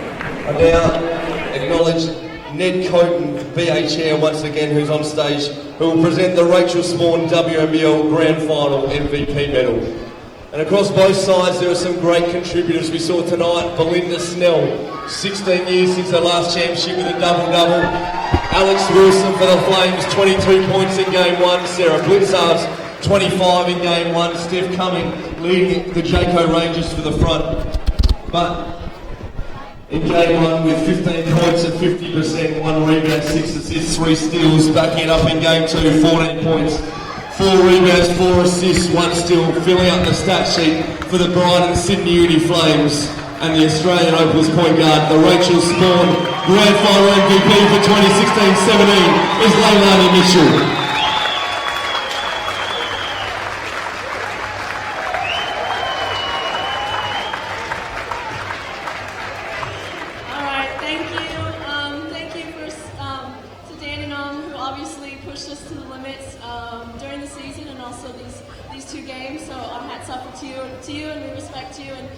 Thank you for bringing your A game and pushing us to give our all as well. And also our fans that came all the way down from Sydney, you guys are awesome. And then to our team, top to bottom, everyone was able to come tonight. All the players, all our staff is here. Such a special moment for us, and we've had so many contributions throughout the season. We've had injuries. People step up in every single way for us. So it's special. This is very special. And like Amy said, enjoy the moment and enjoy our night. And we'll just keep it going till Mad Monday. Congratulations, Leilani. A world champion, Olympian, WNBL champion, and now a Rachel Spawn Grand Final MVP winner. I'd now like to welcome to the side of the stage the Vicinity Centre's Aussie Hoops participants who will be assisting with this evening's awards. Why don't you give them a large round of applause?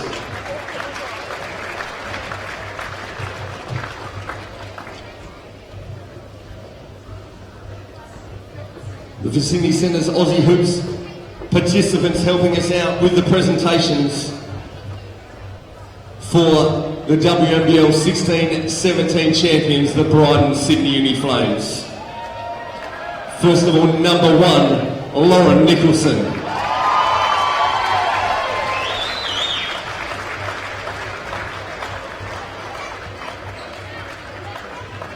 Number 3, Hayley Moffat.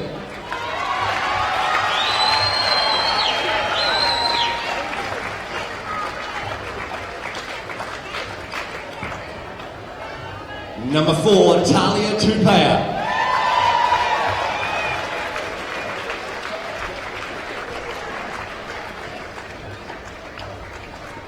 Number 5, Jen Hampson.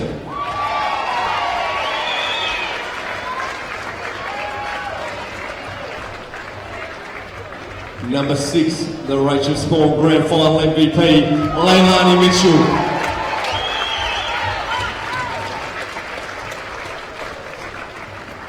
Number 7, Alex Wilson.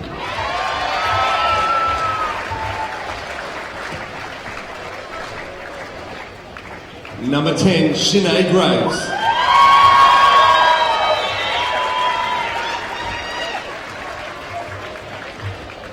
Number 11, Carly Bogue.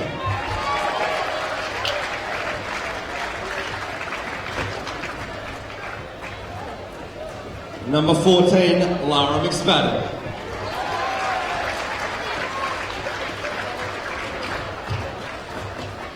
Number 15, Christina Bogue.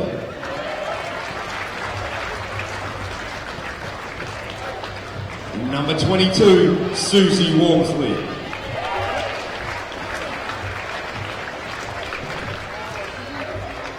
Number 31, Asia Taylor.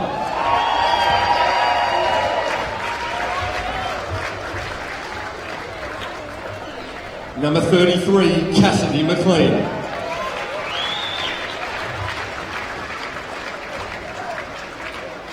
Number 44, Sarah Graham.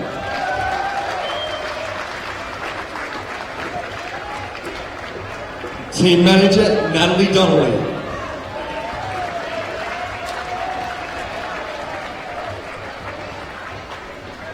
Team Physio, David Hillard.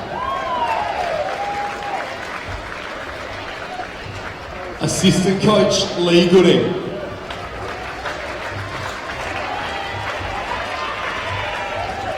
Assistant Coach, Karen Dalton.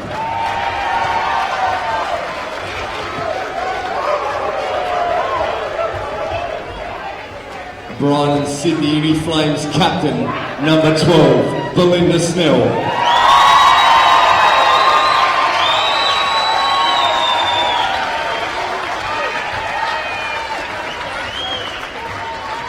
WNBL 16-17 Coach of the Year and Brydens Sydney Uni Flame Head Coach, Cheryl Chambers.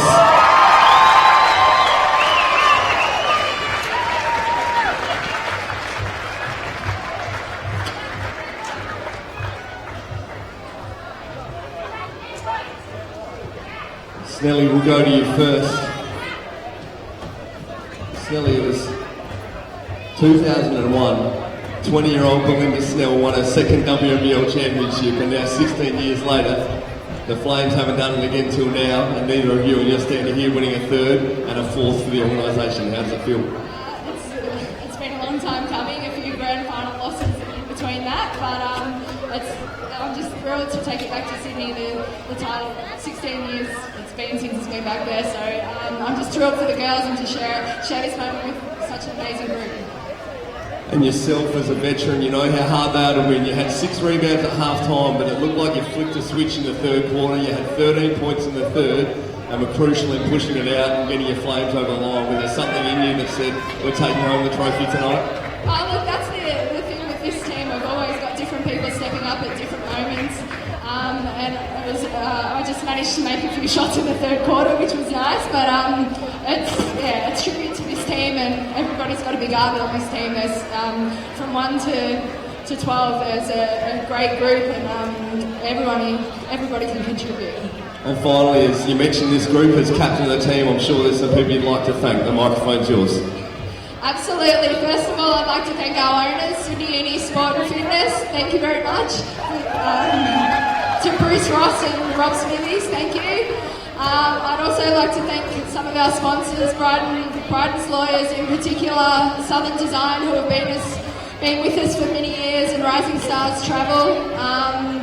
Also Adara, Sydney City Toyota, making the trip down, and Matrix Group, thank you.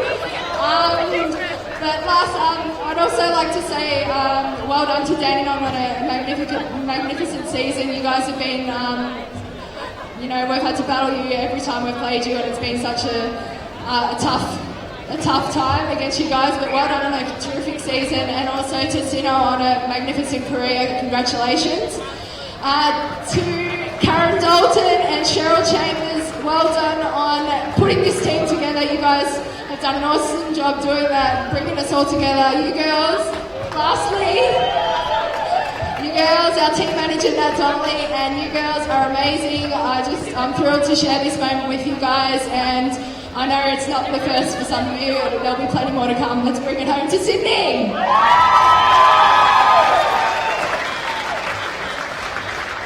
And now I'd like to invite to the platform Brydens Sydney Uni Flames head coach, Cheryl Chambers.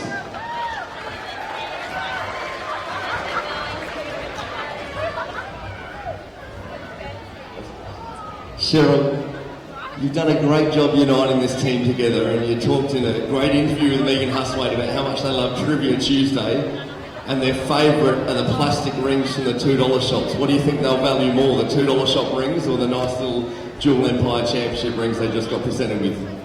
I think the $2 rings are pretty good, but wow, you can't go past this. I mean, it's just a fantastic accolade, and I've always watched people get these things and flash them around. So all my friends, family, and whoever you are, I'll be flashing it around and talking about it for a long time.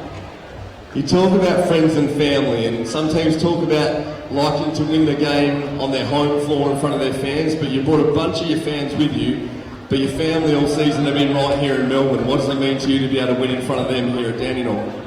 Oh, there's been a few tears already, and I'm sure by the end of the night there'll be a lot. I mean, it's, you know, Dandenong are a fantastic team, and I've got great respect for them. I've actually been in that position before, and it does hurt, and you bounce back, but to be able to win the WNBL, it's just amazing. Well, credit to you, Cheryl. As a winner, I'm sure there's some people you'd like to thank and acknowledge, so the microphone's yours. I'm in trouble now, I've got the microphone, girls. There's a few people that haven't made it up to the stage that definitely deserve to be up here. Firstly, I'd like to bring up our forward scout, or advanced scout, I'm not very good with titles, Mark Alabakov. Oh, thank you, Mark.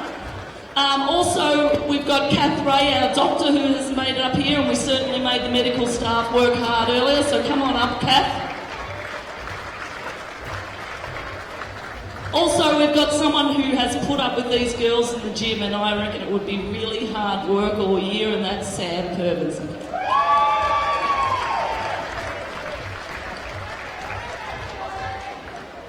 I won't thank our sponsors again, but I probably should, but without you guys, you know, we wouldn't be anywhere, and certainly the support at Sydney Uni has been fantastic. I've only just got to know them this year, and I've made some really great friends, not just... Oh, sorry. Lucky the girls have got my back.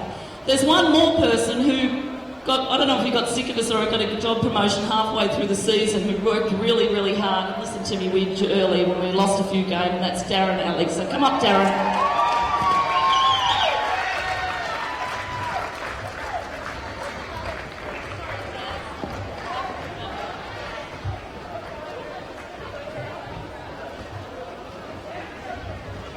Anyway, sorry, I can see that I'm rubbling on, but I'd like to thank all our fans and our supporters.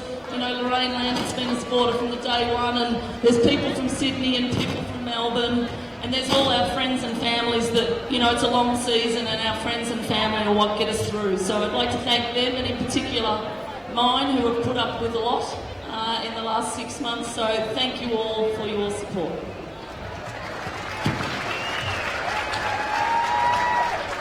Ladies and gentlemen, we have one final presentation, so I invite to the stage the head of the WNBL, Sally Phillips.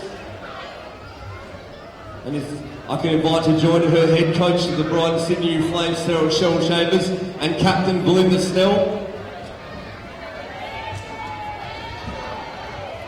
And I invite Sally Phillips to present the captain and coach with the WNBL Championship Trophy as the winners of season 2016-17. Ladies and gentlemen, 16 years in between drinks. Will you give a massive round of applause to your champions, the Brydens Sydney Uni Flames.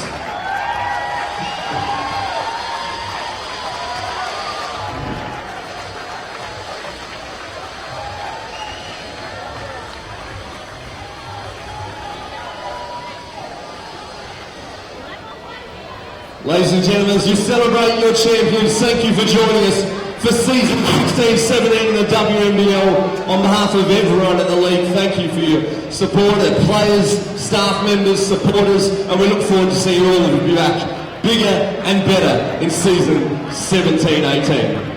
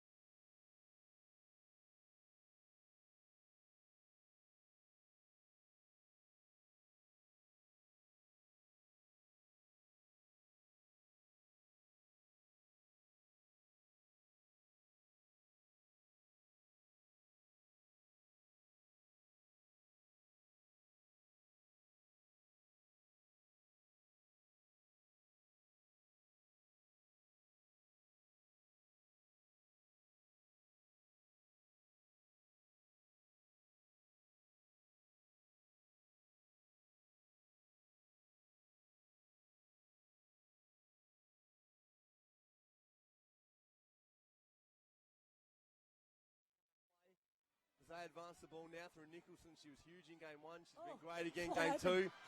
Crucial baskets there. Nicholson coming off the bench, contributing. Pressure on the D. Each foul goes to the free throw line. Mid-range Tupaya. jumper's not going to do it. Tupaya. And this is after 6 losses, Michelle Timms. 16 years ago they won it. Potentially we see this is the last game of the season. Oh, another turnover. The Rachel Spawn MVP trophy to be presented.